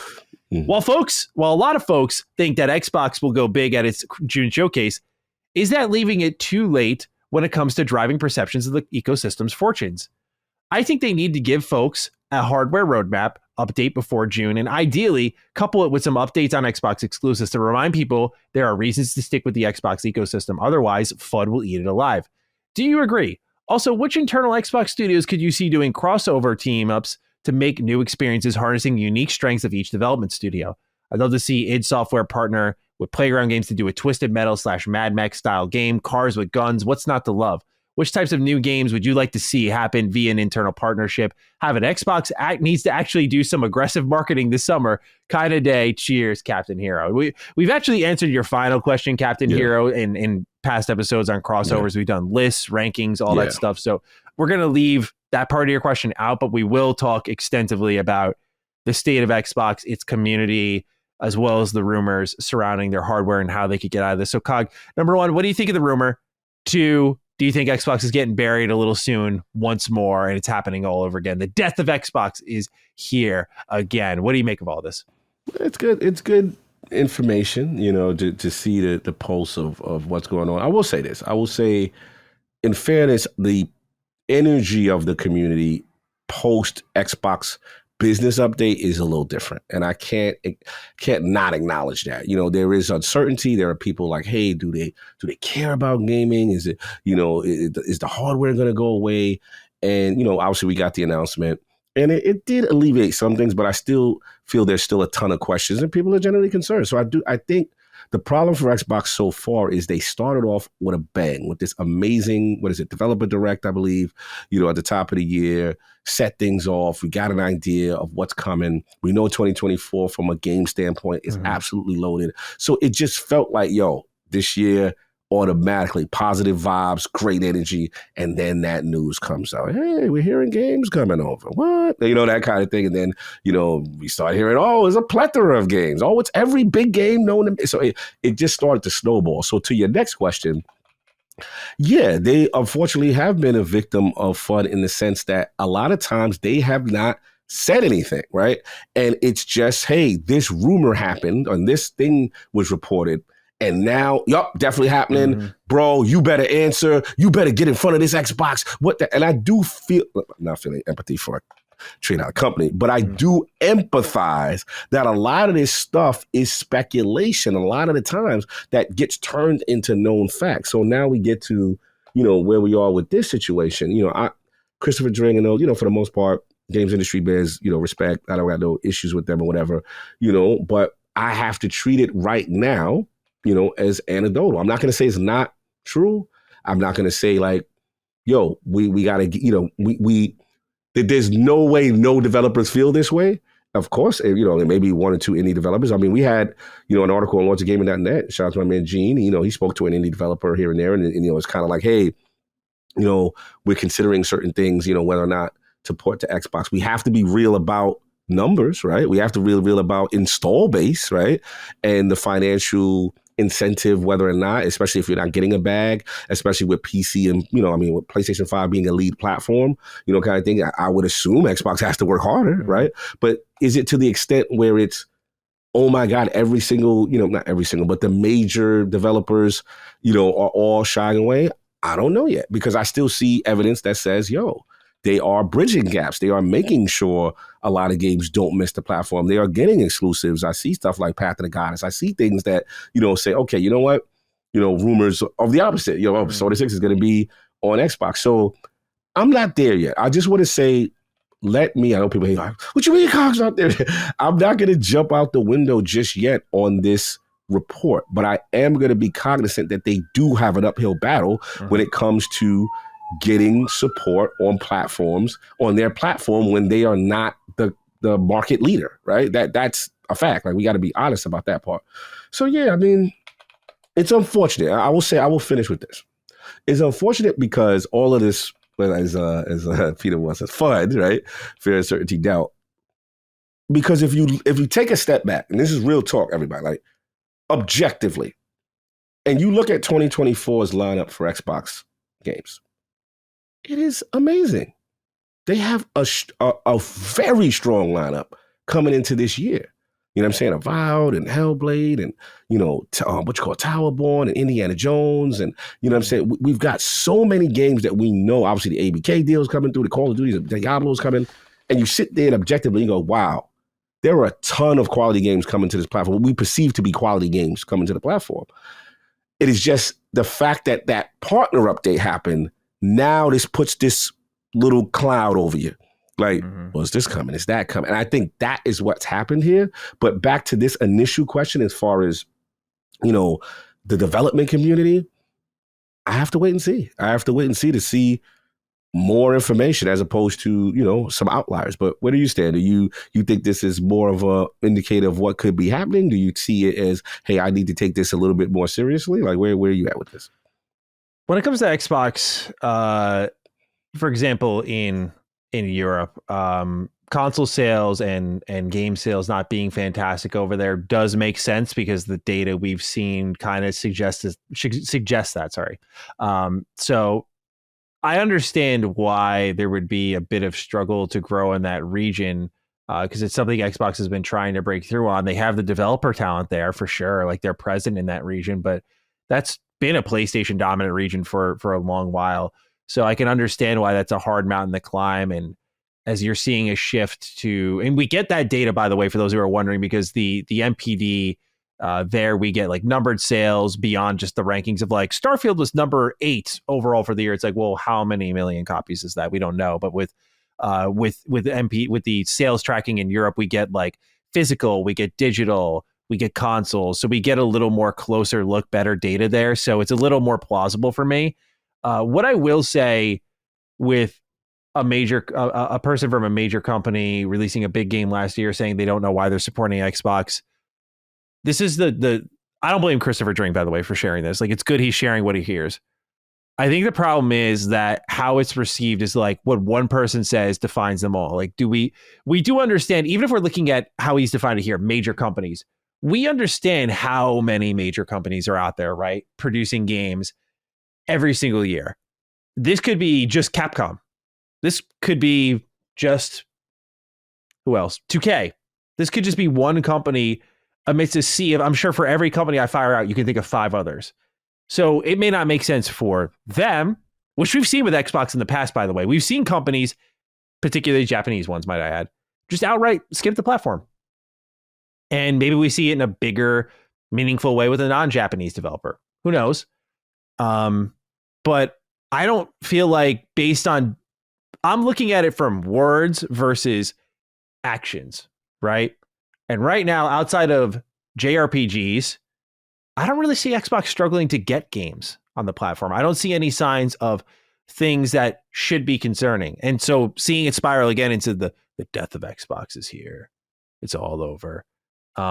It is, again, I'm not trying to over defend them, but I do think it's a little unfair coverage. Like, it's one person saying this, and until it's like what was happening prior to the Xbox business update, where you had multiple people corroborating different reports, different bits of information, that's where it mounts up. But because the sensitivity is so high, this went from what was noted, one person feels this way, and console sales in Europe are bad. That's like the main takeaways there.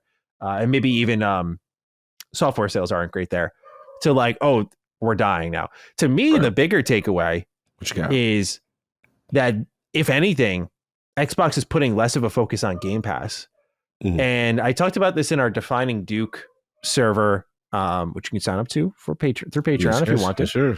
But I was talking to some of our listeners there, and we were having this conversation of like, is this good? Is this bad? What does it exactly mean? And I said, if anything, that's the most noteworthy, concerning thing I picked out of it all, because there's a difference between less spending on Game Pass, which some people interpret as like, oh, they're going to spend less because they're going to release first party, and focus, which, like, focus is different, because that symbolizes to me a shift away, as you're seeing them at the same time sell stuff on different platforms.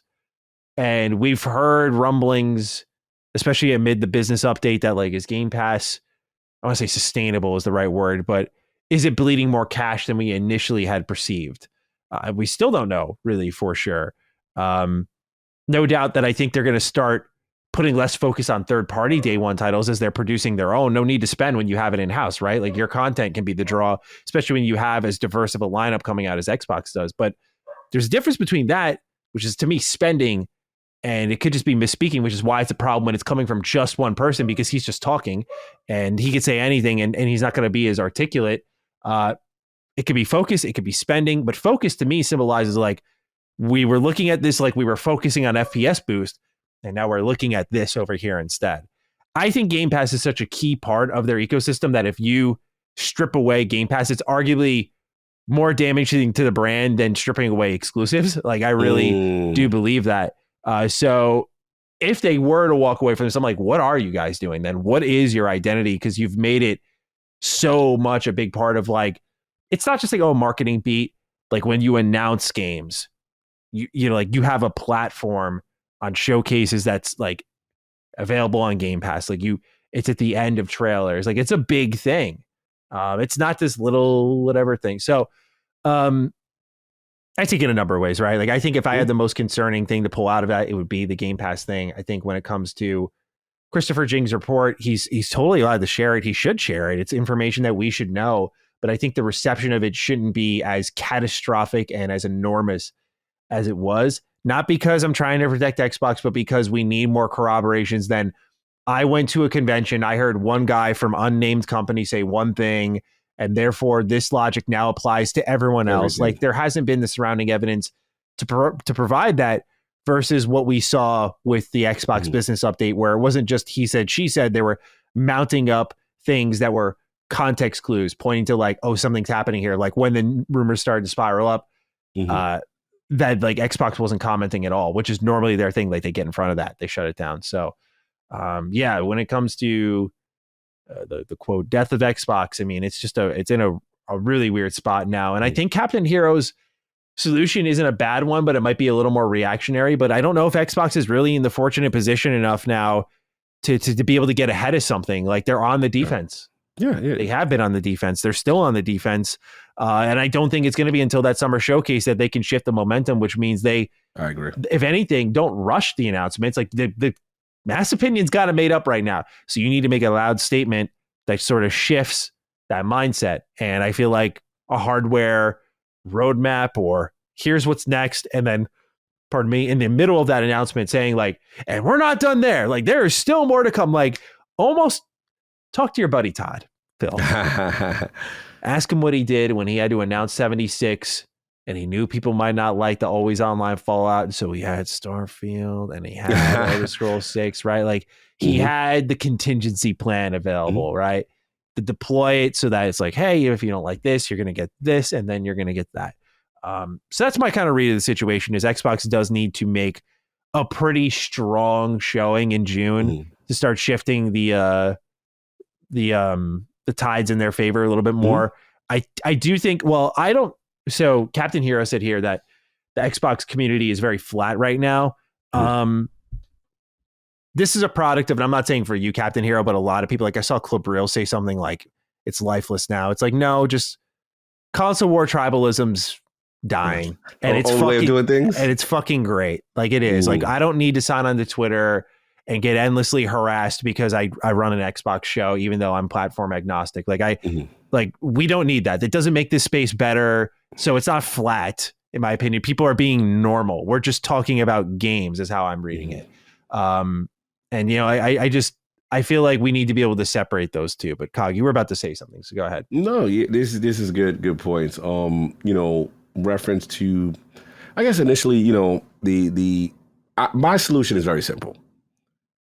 All of this, you know, Xbox, yes, they have to make a good showing. They can make a splash at the showcase and do it. Great. But to me, you know what, where I think this all turns around? Hellblade comes out and hopefully it's like a 90 Metacritic or something like that. I'm not saying that's guaranteed to happen. I'm just saying that if they have good games, that changes the conversation. And they need a period of consistency of good games. If you do that, you nail Avowed, you nail Indiana Jones, and these are in that 85 to 90 range type games, you change the conversation. That's just, it's really simple. You know, now granted, we love announcements, we love what future plans are. It's the games. And to me, that's why I always fall back on I'm not going crazy yet, because at the end of the day, I know what's coming this year. I know what's coming. So they just got to execute. They just got to land the plane that these games are good. If the games are good, conversations change because we see it all the time. You know, look at what Helldivers 2 is doing right now, right? And anybody expected Helldivers, you know, one MPD, like this is what I'm talking about. No one could say if you have a great game, things can change, you know what I'm saying, kind of thing. So I think that's what it is. I'm worried about that. I wanted to kind of piggyback with this last point when we talked about what the indie games, I mean, the games as far as missing a platform. Because my guy, I got to plug a little bit. You know, with lordsofgaming.net, my guy Gene, he had an article, and the article was kind of talking about without paid deals, some indie devs may turn away from Xbox. But this was his final paragraph. I do want to read this. So he said, when you see an indie game announced but not for Xbox, just remember that it's not necessarily an exclusivity thing. Yet this is good news in comparison, as this means the games could still come to Xbox after launch. Of the handful of developers we spoke to regarding Xbox, they all mentioned coming to other platforms when it made sense, but that they needed to launch the game in order to raise the funds to port to other platforms. This is entirely anecdotal, but it is something to keep an eye on now, as even Xbox is putting its own games on other platforms to cover rising course. And I thought it was insightful.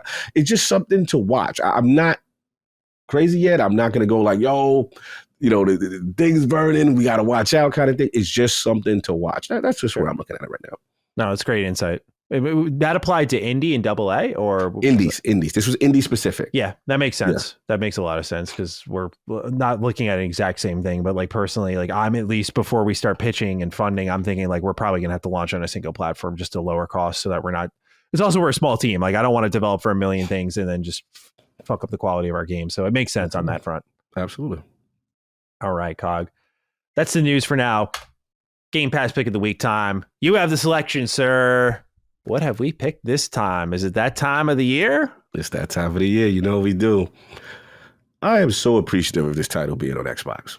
And I know, now we're probably like our third run or fourth run of it in MLB The Show. But as a guy that truly appreciates simulation baseball, it don't get as pure as this. And look, bro, they're at it again. I will say this graphically off the top, lighting is so much better. The UI, the interface with all the icons, pitch speed, pitch count, fatigue, like everything seems to have a nice little touch to it. Now, I was playing in broadcast mode because I want the full TV-like experience. I don't want the hybrid. I want like you watching that game from a television broadcast, and it's still phenomenal. So, look, man, started this bad boy up. The cool thing about MLB The Show that I will always trumpet and why it always remains one of my favorite is you can play how you want to play. When you start that damn game up, okay, I don't like this style of pitching, I can do post pitching. I don't like this type of fielding, I can, and I'll be honest, the fielding to me is even more tighter now with the like how you have the programmable throw kind of thing, but with the meter that lands in the sweet spot, I feel the defensive players like, bro, I'm scooping up joints in the hole with Lindor. You know what I'm saying? And then you kind of hit that meter, but his window is larger because of his defensive prowess, right? Those type of things. You play, obviously, we're going to talk Mets, a lot of Mets baseball here. Now get ready, y'all. You know what I'm saying? But I see the differences in that distinct simulation baseball, and that's what I've always wanted. And we got to give Sony credit, right? They've had one of the best baseball sims in the market. Obviously, we know the history. MLB, it made this thing go on a multi-platform. Xbox comes in, snags the deal, and here we have MLB The Show. The Negro Leagues are back. Still doing a fantastic storyline. Was that last year? Sorry, I mean, was that last year introduced, or was this year that they were kind of making the story mode? Yeah, so last year was the first introduction to it.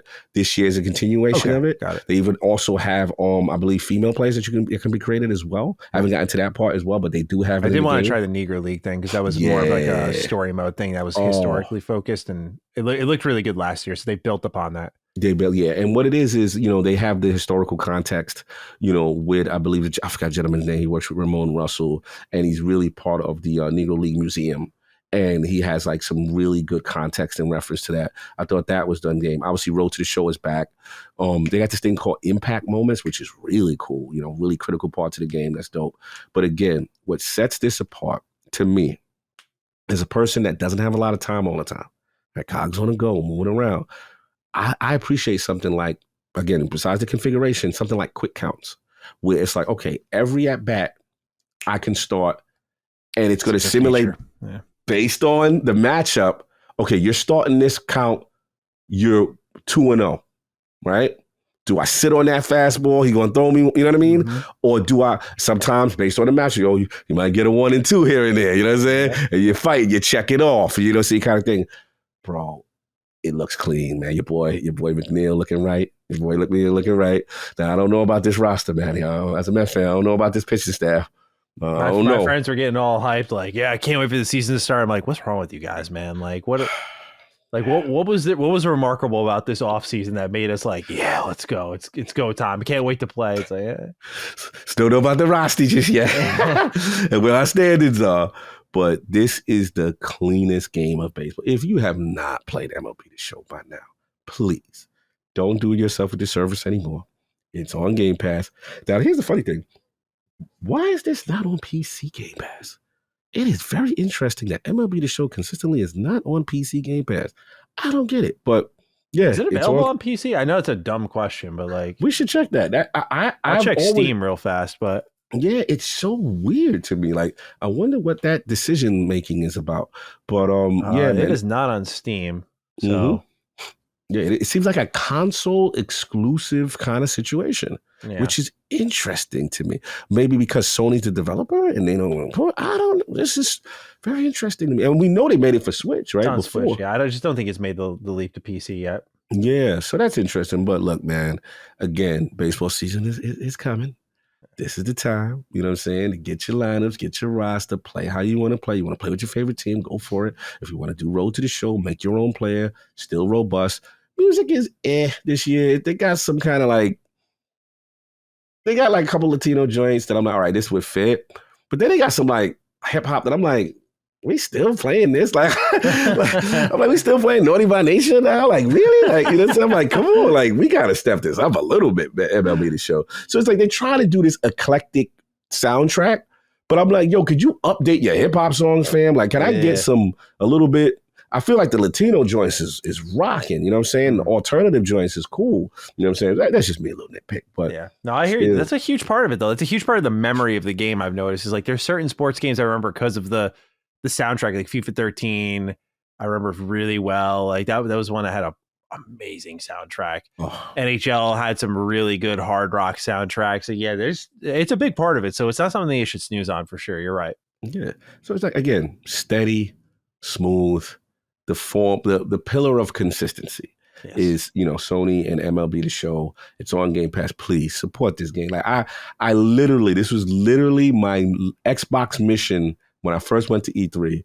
They never had a baseball game. I said, that's when the first time I ever met Phil Spencer. He was sitting next to Aaron Greenberg. I said, Phil. You didn't know how many chances you'd get. You had to make it count. Bro, why isn't there any simulation baseball on Xbox? What is going on? Because remember, Microsoft did stop making sports games, whatever that sport, XSN Sports, or whatever they were doing at one time. That was over. You know, all we were getting is the big head RBI kind of games, these fake, you know, NBA Jam style. 2K baseball games anymore. They're gone. Bro, the best baseball game is on Xbox. Get in there. Support the damn thing, please. My man has spoken. We have one more question, and then we are out of here. It comes from our friend RK128. Oh, blessed day, Lord Matty and Mr. Cog plays. While I couldn't make it for PAX, it was amazing seeing Cog and the Lords in person on Sunday. You'd be proud, Matty. I wore my Sonic shirt, and Colin almost told me to get out. That's a brave move. It's a brave move. With both of you experiencing traveling, what are some perfect travel games? I would be taking the Switch with me and would love suggestions since both of you love portable gaming. Have a, I can't believe no one said Glizzy when the mustard moment happened kind of day. That's hilarious. Shout out to RK. Yo, he's such a good kid, man. I got a chance to meet him, obviously, through LSM, the relationship, and then obviously we worked together now at Wars Gaming. Nice. You know, he didn't go to PAX, but he pulled up on me, the Sonic shirt, nice. Strong. Also, shout out to some of the hopers. I know I'm forgetting a lot of people, but anybody that stopped and talked to me, like, bro, the love was felt. Yeah. Like, I really got to give the LSM. I told Colin this, like, bro, so well. I said this live on stage. I was like, I don't care what nobody say. You could say, hey, you disagree with a Colin opinion here, and that's cool. But you can't say nothing about this community. You can't say nothing about the Fine Duke community. You can't say nothing about Sacred Simmons. Like, every bit of the community love games, love that we talk about them. And even if we disagree, it's respectful. And like I said, everyone that came through me on the show, we took pictures with everybody. Then after the show, everybody that pulled up to the barcade, shout out to my man Hodge, shout out to Florida Kid, Astro Park. There's a lot of y'all. Sorry if any of y'all forgot your name. It was a lot. It was a lot of these. I was decompressing after 4 days of PAX and the tension of a live show, and everyone you had to be going through it, going on that stage. It was a big sold out show too. Sold out show, and then bro, not only got to go on stage, then I got to introduce the Lords too. Break it, yeah, bro. I got to do my. It's one thing in your computer in your house, you know, introduce. That's cute, getting in front of that mic and then bringing everybody out. And then I don't envy you. I was Bro. shitting my pants on the live show we did, and I was in Butler. Like that was like blackout type shit in my pants. I was like, I fell for you on that one. Yeah, that was bad because now I know what to expect, and I've gained a lot of confidence since then. So I would be better off, but like I'll still be nervous next live show. It won't be as bad, but like, yeah, bro, you courageous doesn't begin to explain what you had to go through. Yeah, it was a lot, man. I will say this: I had a good pregame talk with Colin while we were taking pictures, and I was like, I don't feel it. I'm good. I think what helped me was VIPs and everyone before doing pictures, talking to everybody. Yeah, and I remember like, we did that after in Butler. Yeah, so that's smart. So you get the. I like it before, so I was able to ingratiate with the. I'm like, man, just do what you do. You're good. And I was from down. The other Lord's like, yo, you help us relax a little bit. You know what I'm saying? But they were good. They all handle it. I mean, that's Soft told me he felt it because, like, remember we sitting there backstage. Shout out to, first of all, Ben Smith does not get enough credit. This man is the master of ceremonies, the technical guru. This man is the logistic player. He was going through it. Ben Smith, y'all better get that man a hug. The things that he does for LSM, he is the unsung hero. He is always one of my favorites. I got to give him a lot of credit for just easing and things and giving us kind of like, hey, Ben, how's it going to be? Oh, no, you're going to be fine. You're going to be 4 chairs there, the mic's there. Like, he got you. Like, you know what I'm saying? Every answer, yeah. Bro, every answer that I need to do just to, okay, I can relay it to my guys. So we backstage, and he's like, hey, the Iron Lords are here. And we got a nice little pop from the crowd. We went backstage. So I give all of them a hug. I'm like, it's like right before the play. Like, you know what I'm saying? We about to go out on the field. Like, I was going to say, it's got that big game feel, right? Big game feel, bro. We in the back. Like, so we doing it. So I get out there, playing the Iron Lord music, you know, that we doing our coming soon screen, and I'm going through the intros. But Soft Toy's like, yo, I was feeling it. But, you know, just the waiting, the anticipation. Then that's the worst part. Once you get out there, it's all right. It's all right. You get seated, you get chill. Yep. It's hard to get comfortable, I know, but again, my only experience was in Butler where like we were on the stage and I'm talking like a foot away is the crowd. You guys seem to, from the pictures I saw, had like a pretty big space. Yes. Where like you could breathe a little bit, but for me it was so tough to get comfortable. I agree. No, I'm with you. Like, because remember, Butler was my first. We debuted together, I believe, on our live show. So I'm with you. That one, it was definitely Butterflies. I go front, and I definitely didn't envy that you went first. I was like, oh, I was looking at this. I was like, oh, it's not me. Yes, because the first one is tough. You got to break the ice. You know what I'm saying? So I was like, yo, you did that, bro. You were. I was very proud of you because I was like, at least it wasn't me. But I rushed my whole presentation. I remember going through that, like not because I wanted to, but I was so nervous of fucking up that I was like, no pace, just steamrolled it. I wouldn't have told. But yeah, like I said, final thing, again, I just wanted to shout. I know we're going to answer Arcade because he was one of the people, but I definitely wanted to give love to everybody, bro. I mean, I got emotional. Afterwards, I got emotional. Yeah. I had a little, you know what I'm saying? I had the water. You know, I had the full tear, but you know, you got the watery eye, like after it was done and we came backstage and people were like, bro, you guys did a good job. We really enjoyed it. Like some people were like, yo, I never heard of y'all, but listen to y'all now. Like it was cool. So salute to everybody. But as far as the question, let me get back on focus. Traveling, you know, I play a lot of games. I think for me, y'all know me, I'm more turn-based. I think there's nothing more fun than a nice turn-based, whether it be a JRPG or dedicated turn-based games, because I could set the pace. And then what I love about traveling is that with a turn-based game, you could stop and be distracted for a second and be okay. Yeah. You know what I mean? The worst thing is like you're in this sometimes this really deeply entrenched story game and then you got to pause it and you know what I mean? It kind of can throw you off sometimes. So that's always been for me. For specific, I would say since you're traveling with the Switch, I would go a little Advance Wars, you know, get a little Advance Wars going on. I'm a big Advance Wars guy.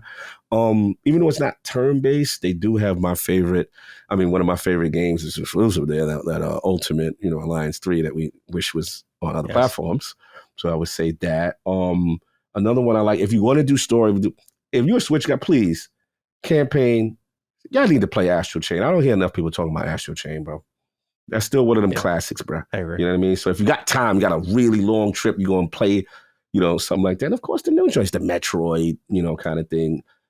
Dread. I mean, was it the side scroll? What was the name of the new side scroll? I forgot now the name of the for Metroid? Yeah. Dread. Dread. I don't know why I'm forgetting it was Dread. That game's awesome. Yeah, Dread's awesome. So yeah, if you're doing Switch, I would say that. And yeah, those are mine. What about you for portable gaming for my man Arcade? I agree. I like, for some reason, I like to pick the most inopportune games like RPGs. Like, oh, I'm not going to beat this at all. But yeah, it's side scroller RPG, like something you can kind of pull away from. Like, I'm thinking on the flight, like, would you like a cookie, sir? Would you like a drink, sir? It's like, oh, yes. You can like pause your game real quick and just take care of business and then get back to it. Final Fantasy Pixel Remaster is one I would throw out there. That's a good one. I actually have a stack of Switch games next to me because I bought a bunch of packs. I got a game from Limited Ooh, Run called Curse to Golf, and okay. that's not Switch exclusive, but it's a kind of roguelike, I guess, dungeon crawling golf game. And I have a soft spot for golf games, like because they can be really good. I think of Everybody's Golf, which is so overlooked. That game is awesome. I know a lot of Last Stand loves that game. It's so good though. I think of there's another golf game that I'm blanking on right now. My audience is gonna be so upset with me. But yeah, there's been a lot of great golf games, and Mario Golf, of course. Mario Of Golf, love course. Margot. And so yeah, I Curse to Golf is this kind of 2D pixel art golf game where you have to like creatively hit your shots and bounce them off walls and use like stage traps and power ups and all this fun stuff to get into the hole. And I view it kind of like um, I think it's called Ollie Ollie, the skateboarding game. I view it like that, but Ooh, I know it's that. like a golf game. So that's a fun pick. I'm thinking about some others, but I really agree with Cog's take of like RPG static stuff because anytime I traveled, like when I came home from my last E3, actually, I played Radiant Historia Perfect Chronology, and I finished Ooh, that on the plane. I played for like 6 hours straight and finished ooh. that. And that game is awesome, by the way. But that was like a pixel art JRPG. Like I'm always traveling with a pixel art JRPG because even I if mean, you can't finish it, you can still bang out a good chunk of it, especially if you're traveling for a while. So like uh, I think are of we going Live to say Alive, Octopath? Octopath, yes. Yeah, like those are good ones. Especially Live Alive. Like Live Alive's in that range of like 20-ish hours where you can you could wrap that one up within a reasonable time and you're not going to lose too much. So yeah, there's let's see here. I don't know. I don't like action games or especially shooting games. I wouldn't even go near them. Cog brought up Astral Chain. That's a good one. Uh, Platinum games are good just because I feel, I want to say Astro Chain doesn't play itself, but stuff like Bayonetta kind of does. Like you don't have to see all the action on screen. You can kind of just blur it out a little bit.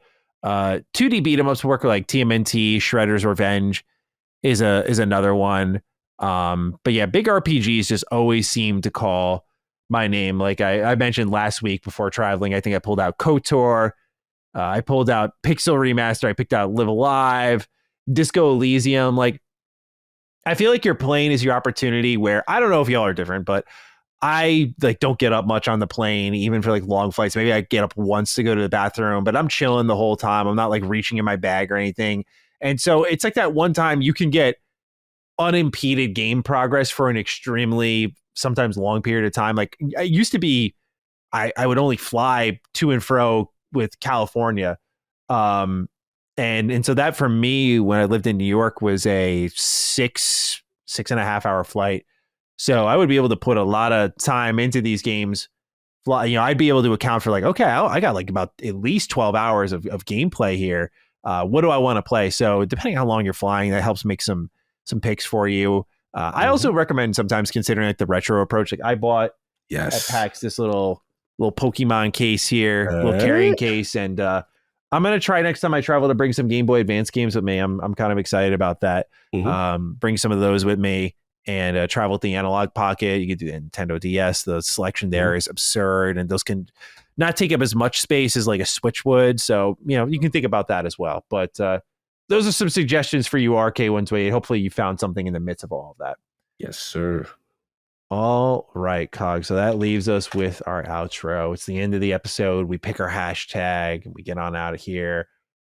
What do we think of our hashtag this week? We don't really have a laundry list of Yeah. options this time around, I feel. Yeah, I agree. I agree. Because I think last week we did Hands like, on. you did hands on. That was a good one. That was a good one. I like that one. back on portable again. We had I'm trying to think, like we covered a lot of final updates, or well, not final updates. We covered the final update for Grounded, like the big updates for PS5. That was like a central point. Digital storefronts. Definitely digital. Walled garden. I'm scrolling through all our news here. It was, because we was like eclectic. We were all over the place. We had like a bunch of little sprinkles here and there. Microtransactions. There was one for what you call Dogma. Tough one. It's a tough one because it's like, again, we had so many little different beats. What you got? I think I got one. A lot of Phil Spencer wishing. What about Wishlist DD? There we go. Lad, definitely. What he want. Yep. He was on that. Yeah, he was on the wish list grind. It's wish list. Going to be like the center of our show. So we'll go with that, ladies and gentlemen. You got this deep into the episode. You want to let us know. Use the hashtag wishlistdd. You can tag myself on Twitter. I'm at G27status. Cog is at Lord Cognito. Use the hashtag wishlistdd. Let us know your thoughts on the episode. If you don't want to use Twitter, that's fine. Go to the comment section. Again, use hashtag wishlistdd. Let us know your thoughts. Other than that, Cog, any closing thoughts as we round out episode 169 and move into 170? 170. Yeah, another one in the realm of the Dukes, man. Again, can't state it enough. I am so appreciative. I got a chance to hang with the homie again. You know what I'm saying? Matty plays, pulled up. We do our kind of yearly 1-2. And then again, Sacred 300 and the crew. And shout out to, again, everybody, LSF fam. That was dope. And busy, but good busy. And hopefully next week, I got to get back on my health as wealth. Just as far as rest, that's the new thing. God got to get back to resting. So we almost there. We pulling through. But I appreciate y'all and everybody that pulled up at PAX and at Sacred and any place you saw me. I'm really appreciative, man. The love was felt. Like sometimes as a creator, you need that. You do You need it, man. And because we work hard. And it's when it's genuine, you feel it. So salute to everybody. 100%, man. I'm glad you got to feel that. I'm hoping that everyone enjoyed Sacred 300. Sounds like it was a blast. So we thank everyone for supporting us across all of our shows. And with that, ladies and gentlemen, we will catch you next week for episode 170 of Defining Duke, an Xbox podcast. Peace out. Defining Duke, an Xbox podcast, is a product and trademark of Last Stand Media and Collins Last Stand LLC, and is recorded from the United States of America. The show is conceived by Matthew Mr. Matty Plays Schroeder and me, Colin Moriarty, and is written and produced by Matthew Schroeder. Matty's co-host is Barry Lord Cognito Eversley. Defining Duke's executive producer is Dustin Furman, and the show is edited by associate producer Ben Smith. All of Last Stand's theme music is by Ramon Narvaez. As you know, all of Last Stand Media's shows, including Defining Duke, are fan-funded on Patreon at patreon.com/laststandmedia. The following names are at the producer support level on Patreon, and we're thankful for your kindness and generosity.